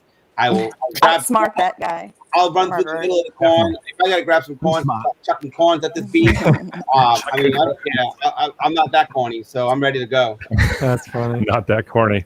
All right. So Premium Celebration says, okay, here's my question. I understand that you are all professional DJs. First, let me make sure that's clear, that is correct. That is who I'm talking to. Well, to be specific, there are DJs on here. There are photographers. There are wedding planners. Everybody on the screen right now is a professional in the wedding and events industry. That would be the best way to answer that question. Yeah. And Big Earn said chucking corn. Corn maze. Corn maze, we would both be confused. That's a good point. Yeah. That's a very good point, Natural Laura. I like that. Tactical. I like that. I like that.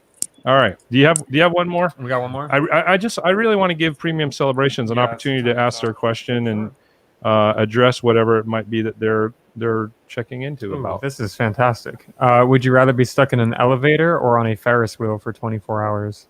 Elevator. That's Elevators. Ferris wheel. Elevator. Well, it depends. Like, is the Ferris wheel moving, or are you So it's continuously moving. Rotating, let's say that. But it's going slow, so yeah. You don't Ferris know the wheel. weather if you're in a Ferris wheel. Though. Crap. I'd rather be in the Ferris wheel because after 24 hours in that little locked-in box, I think I'm done. I would lose my mind. Yeah, I would too. I'm gonna add one other thing to this. If you have to go to the bathroom, would you rather be in the elevator or on the Ferris wheel? A Ferris wheel all day. When you get to the bottom of the Ferris wheel, why can't you Ferris just hop off anyway? So yeah, Ferris wheel. Ferris wheel. Ferris Yeah. wheel. Ferris wheel. Okay, so all right, so here we go. So actually, let's go to this one first. And so here we go. You guys quit sending messages in for a second. So he said, I believe he, and I'm sorry if I'm wrong, but I believe it's a he, says, I own a professional DJ entertainment company for over 30 years. I don't know what possible advice you guys can give about business growth in a situation where no business exists. Goes on to say, COVID equals no weddings, no halls are open, correct? So I'm curious how you can help us if people are not having parties. And then finally enlighten me. So Sure. Does anybody want to dive into this before I do? I'll dive in the pool. Go for it. So, I mean, we all got to pivot. I think the biggest thing that you're going to have to do, I mean, I've been doing some online events. I know that we did initially, we were driving by in our vehicles. I'm doing movie nights. We'll be doing movie nights again. So you just got to pivot and you got to figure out different options that you can do. If it's something, find out what you can do.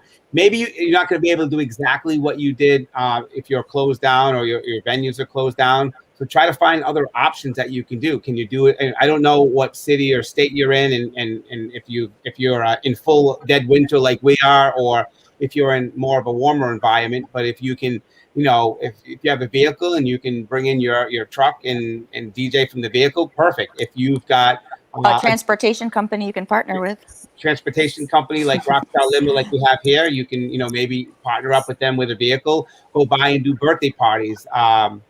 Thank you, Greg. Yes. So, I mean, where are you located, Greg, if you don't mind me asking? What area? And if anyone else wants to add to it while I'm just Well, we pivoted too. We also set up our business when we were moving and rescheduling everybody to still collect half of our payments up front at the original date and carry over the rest. So it did give us cash flow for this season and next season. And then we just pivoted and we just did our first online course. It's called the Wedding Reschedule Blueprint. And it's just to help other people reschedule their wedding that might not have had a planner or don't know where to start. So that's something that we did to online sales and kind of coaching. So we took that little bit of a pivot as well this year. I like that. Well, I can tell you from a video and photo perspective that I really, when COVID hit us hard in the beginning, I was doing a lot of real estate. I found myself doing real estate, and there was actually a really fertile market of people that needed, realtors that needed content for listings and stuff. And, in-person showings weren't necessarily happening as much. And there was a huge surge for that. So that's kind of how I pivoted in the video space. I went back to school. Yeah, Michael and I started Celebrate Now, Party Later. That was our whole kind of virtual still come get married. And Mike and I hooked up together and we started that as well. So connect with your industry. I mean, the last thing you want to do is be on an island. Reach out to venues. I mean, I'm a videographer like Nick, and my company pivoted in a similar way in terms of offering live streaming, which we had done on different levels, but take the skills that and repurpose them just slightly to be able to survive, whatever's happening now, right? But ultimately connect with your industry. We created a coalition to help each other. I mean, day one, it was more about just mentally helping each other, right? It was an outlet. It was being able to chat, share ideas. Hey, how are you guys handling brides? But then reaching out to your venue, to venues that you work with and other partners and saying, hey, do you have a need for something? I do videos for Luke. I do videos for Rockstar. I've done videos for, Ocean Cliff, and I do videos for Erica. Ken, he's just on the crap list, so he doesn't get any videos. Wow. I haven't known Ken as well, and so we haven't, You're definitely not getting any business now.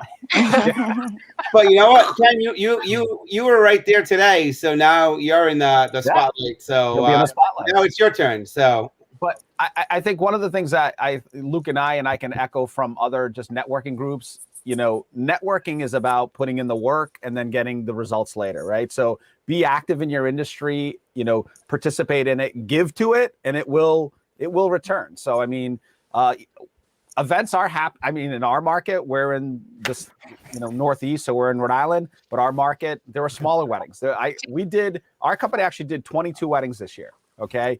In a market that was limited at times to, early April and May were in Massachusetts, it was 10 people per wedding. I did a wedding with 10 people because there was a couple that still wanted to get married on their original wedding date. It had big significance to them. So communicate with your clients, network with your industry. Where there's a will, there's a way. Yeah. You just have to make that adjustment. Don't give up. Say where he's from. Yeah, so he's from New York. Greg says he's from New York. By the way, actually, he says, I'm going to start some trouble here. He says New York, the only state, but he did say LOL, so that's fine. But the good news is, the good news, and we definitely don't want to start talking about baseball teams, but the good news is that he is up and relatively close near you guys in that area, in that geographical area, to where he could connect with you guys and kind of help, in his area. And also I would love in the comments, anybody who's still with us in the comments, if you have an answer to this, please, we have some coming in and we're going to share those, but I'm going to kind of try to play Magic 8-Ball here and think some of the things that Greg might be thinking, okay, I hear you guys saying all this pivot stuff, and I'm doing videos for real estate and this, that, and the other thing, or I'm doing an online course, but he's saying I'm a DJ, I don't do any of that stuff, and I get that. And so the advice that I would like to help, and more so the help that I would like to give you, is the fact that this program, believe it or not, we started this program in the pandemic. Our goal was to start it right before the pandemic happened, and we did, and then the pandemic happened, and then we were right in the same place as everybody else was in the beginning.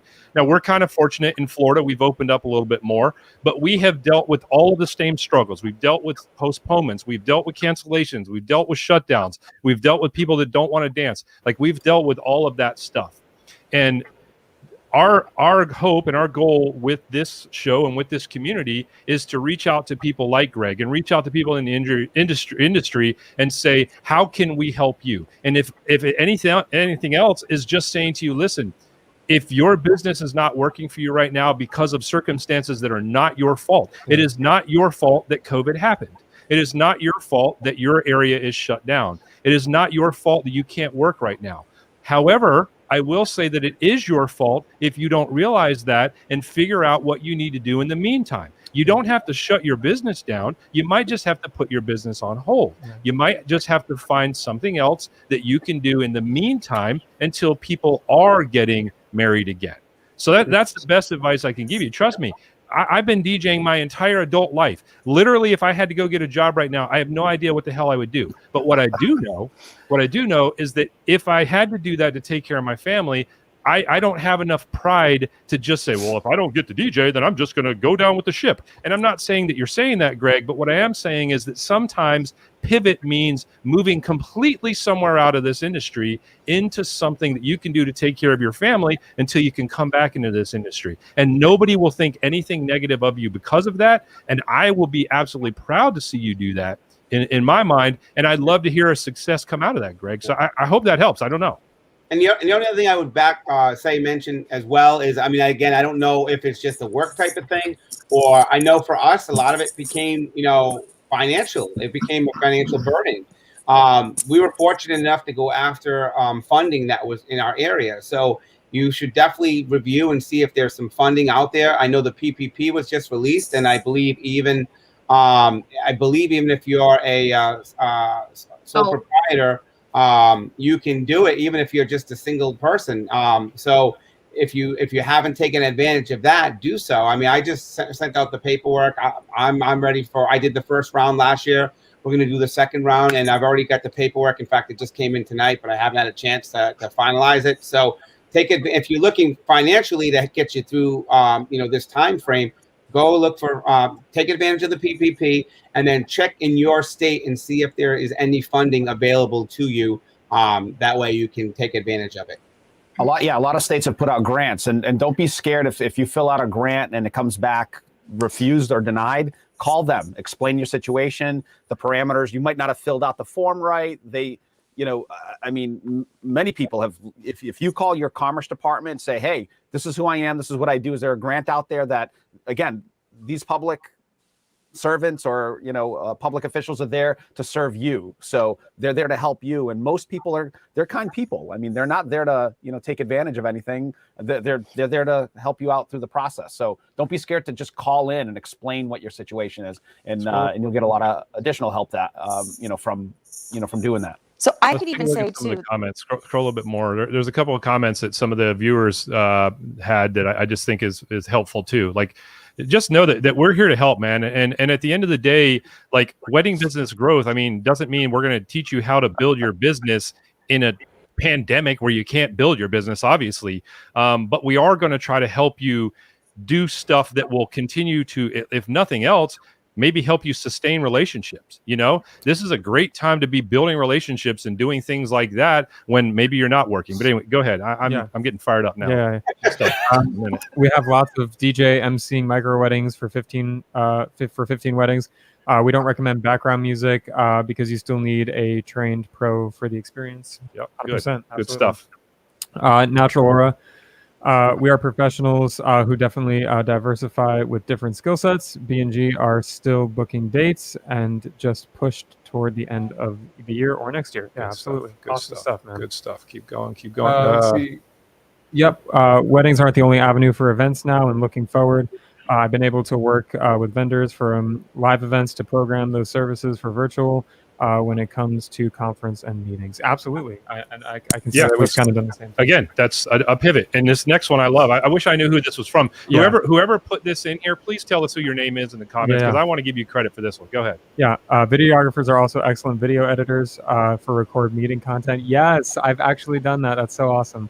And event highlight clips for virtual DJs are awesome. Helpful meeting hosts and planners are just awesome in general with their customer service, problem-solving skills, and adaptability for tackling event programming that's different from the norm. Can we just leave this up here? Like, that was incredible. Yeah, so awesome. Except it just totally blanks out the whole bottom there. You know what I mean? No, that was an incredible. We don't need Kenny anyway. Yeah, Kenny's like, y'all are just. No, Mike, you're 0 for 2, Mike. He's like, all right, I'm definitely not calling you for the next promo video. I know. Kenny's like, Mike, you're done, dude. Just forget it. I'm out of here. No, that's Mike, really hard. Good point. It's been that long a day, huh, boys? That's too funny. Well, great. Meg, you had a pivot story with Rockstar. Oh, I was just gonna say that I hate the word pivot, so I try to think of I things know. where I've despised it since it's come out. Well, that makes a lot of sense. yeah, this is our Katie. girl, of course. Yeah. Oh, I've done that. I did it for you. Yes, exactly. Jeez. We love her. Hi, Katie. We love her. Yeah. With the cowboy hat, too. You notice she did the cowboy hat for you. Go ahead. I'm sorry. We cut you off. Sorry. No, that's okay. No, I was just saying I hate the word pivot, so I've been trying to think of what's the thing that I do that can help someone right now. What does everyone want right now? And Kate's pivoting right now. she sure is pivoting right now. She's spinning. I think her battery died. Yeah, it might have been. Yeah. We lost her. Yeah, so I think of like the words and the feelings and the things people are going through that they're missing, and I think of where I can interject and how it could be like, oh, well, they're missing out going out to dinner. Well, we can bring them to dinner. Or they're missing out having live music. Well, someone in a DJ field can pivot or do something different temporarily for the live music aspect. And then when they're ready to go back, what's the first things they're going to do? So prepare yourself for those moments. Yeah. Listen, they're private celebrity chefs, right? Or they're a celebrity chef. They're private chefs that come to people's homes and cook for them. Why can't you have private entertainers? I mean, well, right. I don't mean it. Kate just You know said what I mean? her Mac died, so she's out. But she said thank you, everybody. Okay. Yeah. So I mean, why? I mean, just again, just riffing here, but I mean, why wouldn't a DJ be able to play, someone's, small party in their house? I mean, there's a lot of different things that you can do, and they're, again, it's making adjustments in creative ways to, move forward. I mean, my idea wasn't the best idea, but anyway. All right. So. Just don't give up. I see part of the problem. So he's saying these people on here are getting events. Will you please tell me where you all are advertising to gigs? I'm on Craigslist, Groupon, Facebook Markets, where else? Okay. I'm on none of those. First of all, we are in Florida. So whatever's going on in New York is not going on in Florida. And I apologize for that. We say this on a weekly basis. We honestly feel bad at the beginning of the show when we talk about the events that we did the weekend prior. We feel bad for our friends and our colleagues in this industry who are not able to do that right now. However, we also want to encourage you that there is light at the end of the tunnel. It is going to happen sooner or later. If you surround yourself with misery, you're going to be miserable all the time. I'd much rather surround you with positivity. I'd much rather offer you a positive, encouraging word than wallow around in pity all the time. So that's why we talk about that. Now, these guys in Rhode Island, you guys are not doing tons of events by any stretch of the imagination, right? We're not doing anything right now. Today here, there, and everywhere, right? So let's not paint a picture that doesn't exist. You know what I mean? But what you guys are doing is you're working on trying to actively help the event industry get back on its feet as quickly as possible in your market, but not only in your market, but set the pace and set the tone for other people to do the same thing in their markets. I want to make sure that we're clear about what's happening tonight. And I haven't been here all night, so I don't know what I missed, but from what I saw and what I heard, I think that's what I heard. And the only thing I saw from that is that I don't know if they're just not being referrals and events going through the pipeline for this particular person, and then they mentioned those other sites. I mean, I know for me personally, I don't typically go on those particular sites. I mean, my sites are, if I'm going to do sites, it's the Knot or Wedding Wire, you know, or there might be local Facebook pages that you can certainly check. I mean, again, they're hit or miss, but I think the other aspect is you have, if you've been doing this for 30 years, there must be some relationships that you have with other vendors, with other photographers, video companies, planners, venues, even if they're not open, even if you just call up and say, hey, Judy, how's it going? It's been a while. I'm just checking in on you and seeing what's happening. And I think that's just a way to keep yourself top of mind. I'm sure these places, even if they're not open, they are still booking events in the future. So I think that's something to keep in mind as well. And the advertising dollars that we spend is not on things like Yelp and Groupon and Google AdWords. It's things on like our CVB memberships, our networking relationships, ILEA, NACE, MPI, like all of those places where you're going to meet the buyers as you as the supplier. So 100%. Yeah, I was going to say I'm going to offer a little unsolicited advice, but I guess it was he kind of asked about it. So I would say if those areas that you are currently seeking to get events from are not providing you events, then scrap all of those events, or excuse me, scrap all of those things and invest more time in building relationships with the people, as Luke said, at the venues where you want to work at. To be honest with you, there's a lot of people in this industry who are so concerned about how they're going to pay their bills that they're not worried about how we're going to pay our bills. But they would also probably love to hear from you and know that you're still in the industry, know that you're still available, know that you still want to continue to somehow find a way to maintain your business. And just a conversation and just a call like that could put you in a position to where somebody would be like, oh, well, I didn't know Greg was still looking for events. And yeah, we'd love to try to help you out. So, which is a perfect segue into this comment. I'm in Michigan, completely shut down. No amount of advertising will help me at all. But I am planting seeds for the crop that is going to be a bumper crop in the near future. Yes, sir. I love it. You've got the mentality, and keep doing what you're doing. Because that's Corey, exactly what it is. Corey, I don't know if I know you, but it's almost like we live in the same brain. Like seriously, I could not have said that any better. Real. Absolutely, dude. And you're going to reap the rewards of that when the time comes. So keep doing what you're doing, brother. But that's the basis of networking. It's building, and it's also you building the relationships, and it's also, don't start with, hey, this is what I need. Right. Start with, what can I do for you? That's what I was going to say. You know, and if you start that way, what can I do for you? Hey, I do videos. What can I do for you? You know, if you start that way and you help your industry friends, you get a coalition like we have, right? Yeah. You get a group like we have, and that comes from just a mindset change. And you get Long more Island referrals by giving referrals. Right. Start by giving. I mean, Long Island might be an interesting market. I mean, I've known many videographers out of the New York market that, you know, in Manhattan, it's a completely different animal than Long Island. We've done weddings I've personally, I mean, we're up in Rhode Island, southeastern Mass. I've done weddings in Montauk. I have a wedding scheduled for Long Island this year.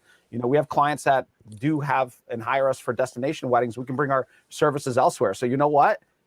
You don't have to market just in your area, but build relationships with people. There are videographers and photographers that just want to do destinations. They feel more inspired by shooting outside of their area because it may be more boring. And some of the leaders in the wedding industry, Penn Weddings, you know, Sarah and Rick Pendergraph, they're from Oklahoma. 95% of their weddings do not happen in Oklahoma. She actually travels. They come to Nantucket and to Nantucket probably 3 or 4 times a year, which is literally a ferry ride away for us. Small island off of the Massachusetts coast that, you know, I've done weddings at. And here's someone from Oklahoma, from the middle of the state, is being paid to travel out. So invest in yourself, invest in your market, because if the quality of your work isn't up to par, people are also not going to hire you. So whatever your skill set is, a DJ, equipment, there's so many. I mean, I wish YouTube was out when I first started doing videos 20-something years ago. I've delivered some of my first weddings on VHS tape. Wow. That's how old I am. Okay? You don't even look old enough to do that. Come on. Dave, the gray hairs are there, bro. You're just hiding. You know, but yeah, I mean, listen, it was for a very short while. I think I might have sent two of them out on VHS, but like didn't you bring a VHS recorder to the bachelor party in Florida? Probably I did. Actually, that was an iron. That was a different situation. No, I used when we met Mr. Chow? I used to have a little monkey. I know it was the challenge. I used to actually have a little monkey used to turn a crank, and the crank used to turn the film, and the film would capture. It was great. That's a whole other gig. I'm sorry, I took it to a different level. David and myself, and Mike, we went from Orlando to Tampa down to we went to go see a Red Sox game down in Fort Myers. And back. It was quite the trip. Yes, to say the least. But we did have some good food with Mr. Chow one night. Yeah, Dave, your audience. David, Nick, your audience is over 18, right? We could stay a little PG. I mean, really, or should we go anyway? No, speak your mind. Bottom line, speak your mind, Mike. Come on, we're all adults. When you drive, when you fly down for a bachelor party in Florida, and you have a DJ with you, and you walk into a strip club, and she goes, "Luke!" Some stripper comes running up to you and goes, "Luke!" And we're like, "Who the hell is that?"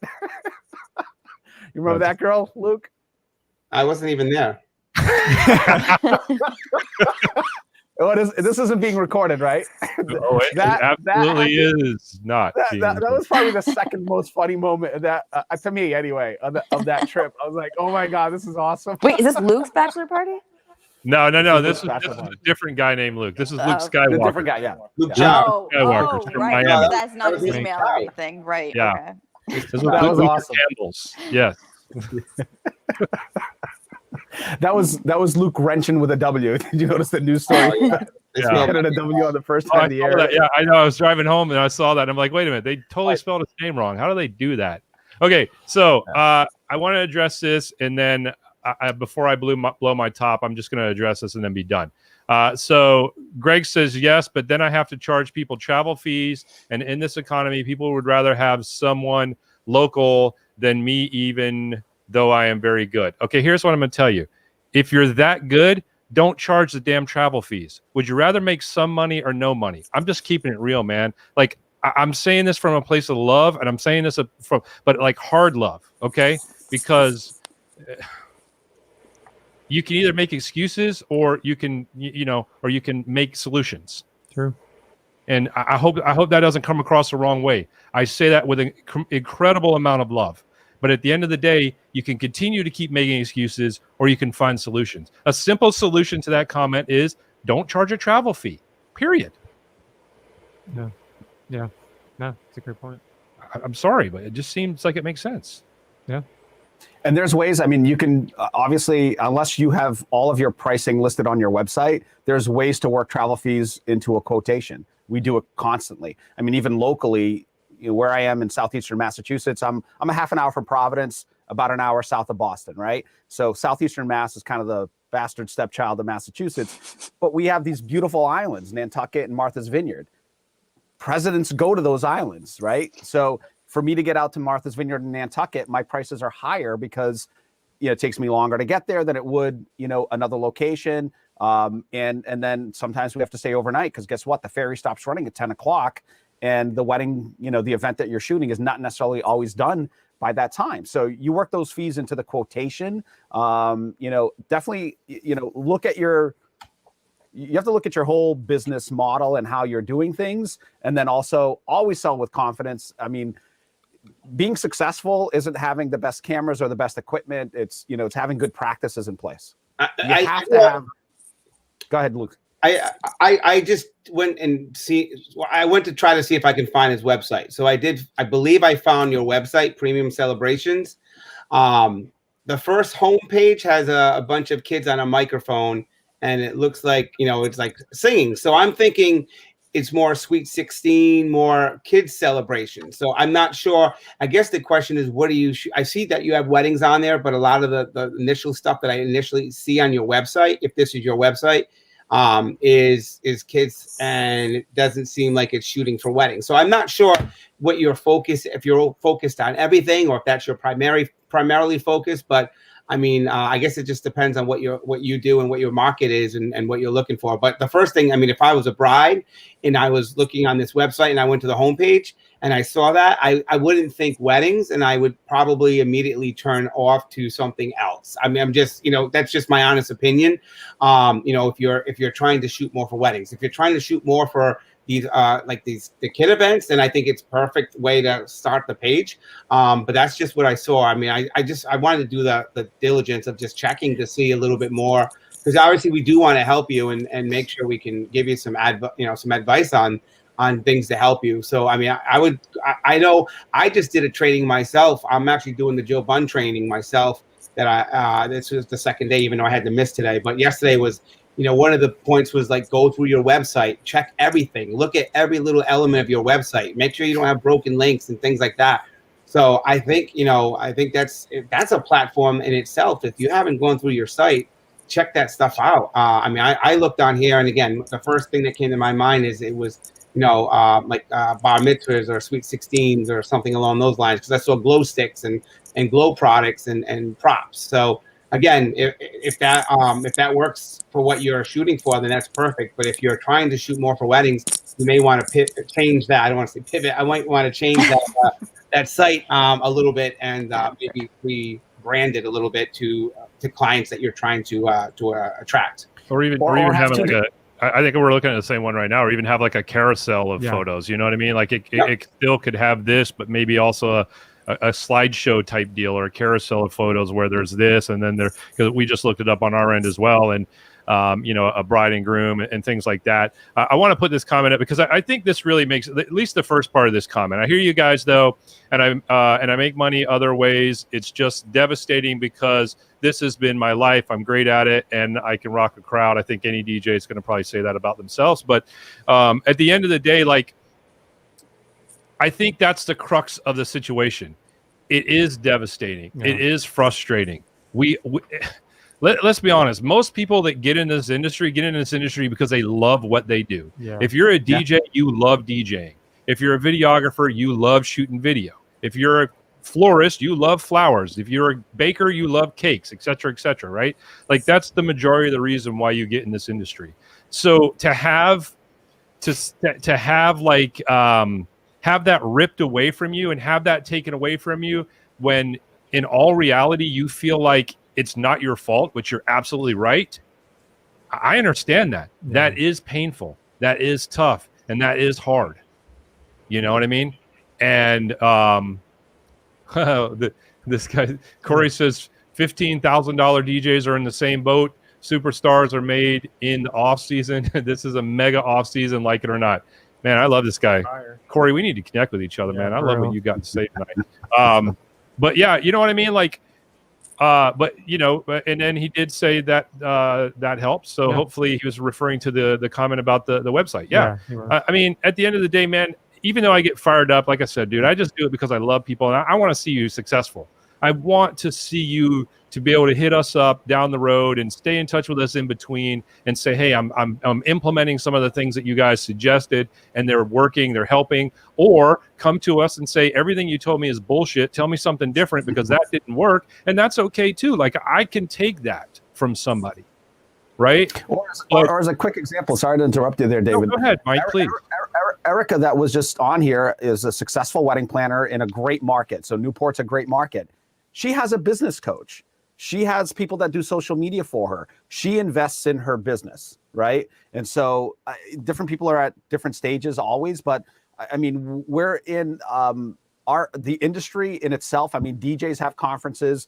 Wedding filmmakers have conferences. There's one happening in Arizona, I think, next week. So if you want to improve your skills, you want to be inspired, even if you go to a conference, you spend $2,500 and you come back, super pumped up, your confidence is going to be there. So the next time you get on the phone, your product might not even change. You might not have even had enough time to implement your product, but now you're so pumped up, and that's going to transcend through that phone call, through that Zoom call with that client. And you know what's going to happen? People, when you're excited about what you're doing, other people are going to be excited, and they're going to book you. So even if your website isn't the best looking website today, work on it, add it to your list, and you just make, you have to continuously make the improvements. Keep putting those improvements in, and then the entire, your entire program, who you are, who your business is, that improves, and that'll shine through, and your clients will see it, or your bookings will improve because of it. And I think one of the things too is, right now you mentioned about all of these different training and just trade shows. Right now, a lot of it's still virtual. So yeah, you can jump on at home and jump on. I mean, I know Alan Berg did something. You know, I know Joe Bunn. I know Tony Robbins just had this whole thing for a week. I mean, there's so many different elements that you can do virtually, which is great that they're offering. I mean, I'll say with Alan Berg, I mean, I used him before, and what happened there? Pushing buttons over here. Pushing buttons. I mean, Alan. Listen, just like my mic earlier wasn't working. Hey, we're technical whizzes, but technology sometimes does its thing. Certainly. I mean, I use Alan Berg because I mean, he's you can have him go to the website. You can do. There are so many different avenues. If your website's killing you, take some. Check out Alan Berg. Check out some of these people out there that can help you. I mean, and like I said, we've been through this as well. And I mean, I know I've had to change, my website. Feel free to check out my website, lukesent.com. I mean, I've got video. In fact, Mike Henriques is all the videos on my site are mostly from Mike. I mean, I have a few others, but get some video on there. Appeal to your audience that you want to attract. Think of who you want to attract, and then make sure that that's the primary focus on your site. Because if it's reinvest those advertising dollars into the website. You can take the money and do some Instagram ads, or you can do some Facebook ads, and if you don't know what to do, there are people that'll train you how to do it. And all you can do a Google search, and then or you can pay someone to do these for you. Get some SEO. I mean, there's so many little things that you can do. And I think that was Corey. I mean, right now you can use this downtime. If you have this free time, you can learn this stuff on your own. If you've got a lot of this, go back to school. Or go back to school like Megan. I can code your website for you. Megan will hire. She's ready. Cool. My pivot. Well, actually, no. Well, that was my point before. Actually, I hate the word pivot. So what can you do to fulfill a need at this moment? So I need to improve my website. That's literally why I'm going back to school. I'm a fine arts major. Can't do much with painting a picture, but there are more things available in the tech side of things to go back to school now, and everything's remote, that can help me in my same avenue of degree in marketing and art, where it's the graphic design, the website stuff. So for me, I'm learning how to do that so I can do that for myself and not have to pay someone to do it anymore. And by connecting with your local peers, like we did with RICWEP and the Rhode Island Coalition of Wedding and Event Professionals, we're trying to make inroads to reopen our industry. So ultimately, it's about, we're building, again, most of us, honestly, like Kenny, I've only known maybe since, last March. And we've been in the same market for a long time. So, I mean, most of us here, pretty friendly with, and that's why we've been working together, but you're just fortifying relationships, and helping the industry get to the next step. And hopefully, again, with us, reopen our market to get maybe to what Florida's got 2 or 3 months from now, and whatever the case may be. But ultimately, that'll translate into future work. And I think the best thing you can do, if you don't do any of this stuff, I think the best thing you can do is get around some positive people. Find the most positive people in your area, the most gung-ho, like, hey, we know shit is tough right now, but we don't care. We're going to figure out a way to make this thing work. We're going to figure out a way to help each other.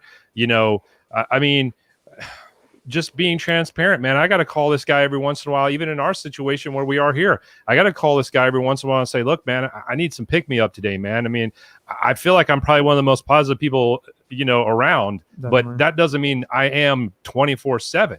Yeah. And I know when I need that help, and I know when I need that encouragement, and that's when I reach out to him, or I'll reach out to Luke, or, the people and the friends that I've made in this industry, and just say, hey, look, I hope you're not struggling today, because I am, and I need you to help me. And if you are, let me know, and let's both find somebody to help us. You know what I'm saying? Like, you got to surround yourself with positive people that are not like all rainbows and unicorns, because I'm not by any means saying that I'm that. Right? We're not going down the Lucky Charms road. I'm just saying that I'm positive from the standpoint of, I know one day this COVID shit is going to be over with. I know that until that happens, I have to do whatever I have to do to make sure that I'm able to take care of my family and my situation and my business. And we all have to do the same thing. I love it. That's amazing. And that's the shit he does in our meetings. Smile and laugh, right? I'm sorry. No, thank you, Luke. I needed that laugh. Sorry. Jesus. Oh my that God. hurts. No, you don't. Goodness. What a comeback. Well You played. win. got You me. win. You got me there. Well You played. know where this is from, right? Yeah.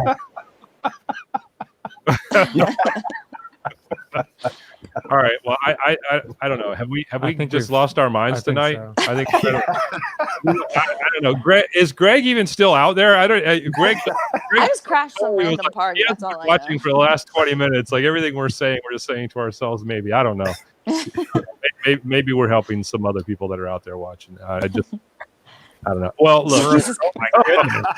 Look at Where that. are you? Whose room are you in? Are you at like a prop shop? Yeah. Are these your photo booth props? I was about to ask that. Oh my God. Long story short, I'm in my kids' room. Oh. Holy moly. That's funny.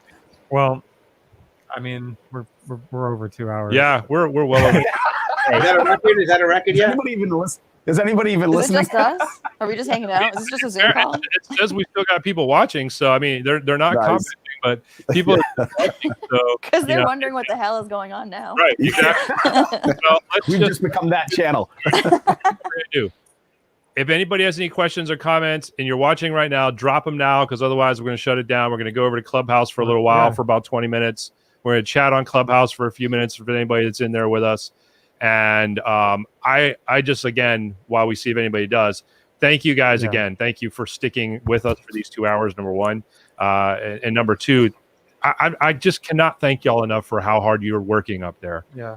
It means the world to know that I'm connected this way with people that are truly trying to make a difference. I really appreciate what y'all are doing. Absolute, like true leaders for sure. So I appreciate you guys for sure.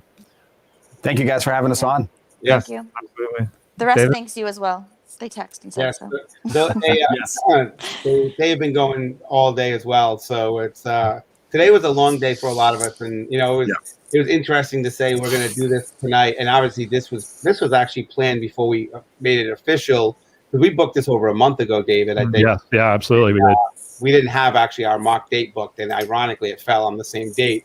So when it was trying to get everyone on the coalition on board, they're like, "We're gonna be beat. We're gonna be killed." You know, but these guys still came on, and you know, That's awesome. Yeah, I'm glad that they did. So seriously appreciated. Okay, so real quick, we'll just throw this up and then we'll shut it down. That pick thing makes a lot of sense. I didn't think of that. I have a degree in marketing, and his suggestions is brilliant. Yep. So there you go. All right. Nice. Well, Greg, I'm glad that we were able to help you tonight. Hopefully that we will continue to keep helping you, and hopefully you will continue to keep coming back, because as fired up as I got, man, I do love you. I don't even know you, but I do love you. I do care about you, and I do care about the success of your business. And whenever we can help, however we can help, we always want to do that. So it's all love. You ready to shut it down? Come back. I'd love to hear how that works for you. And you know, I come back to the show. I know I constantly am on and watching, so I would love to know how you make out with those changes and see how that goes, and let us know when you got them done, because we definitely would like to follow up on that. Perfect. All right, I'm jumping on Clubhouse. You want to shut it down? Sounds good. All right, I'll let you shut it down. I'm jumping on Clubhouse. Bye, guys. Thanks so much for Thanks doing it. again. We'll catch you later. All right, guys. Thank you, guys. All right.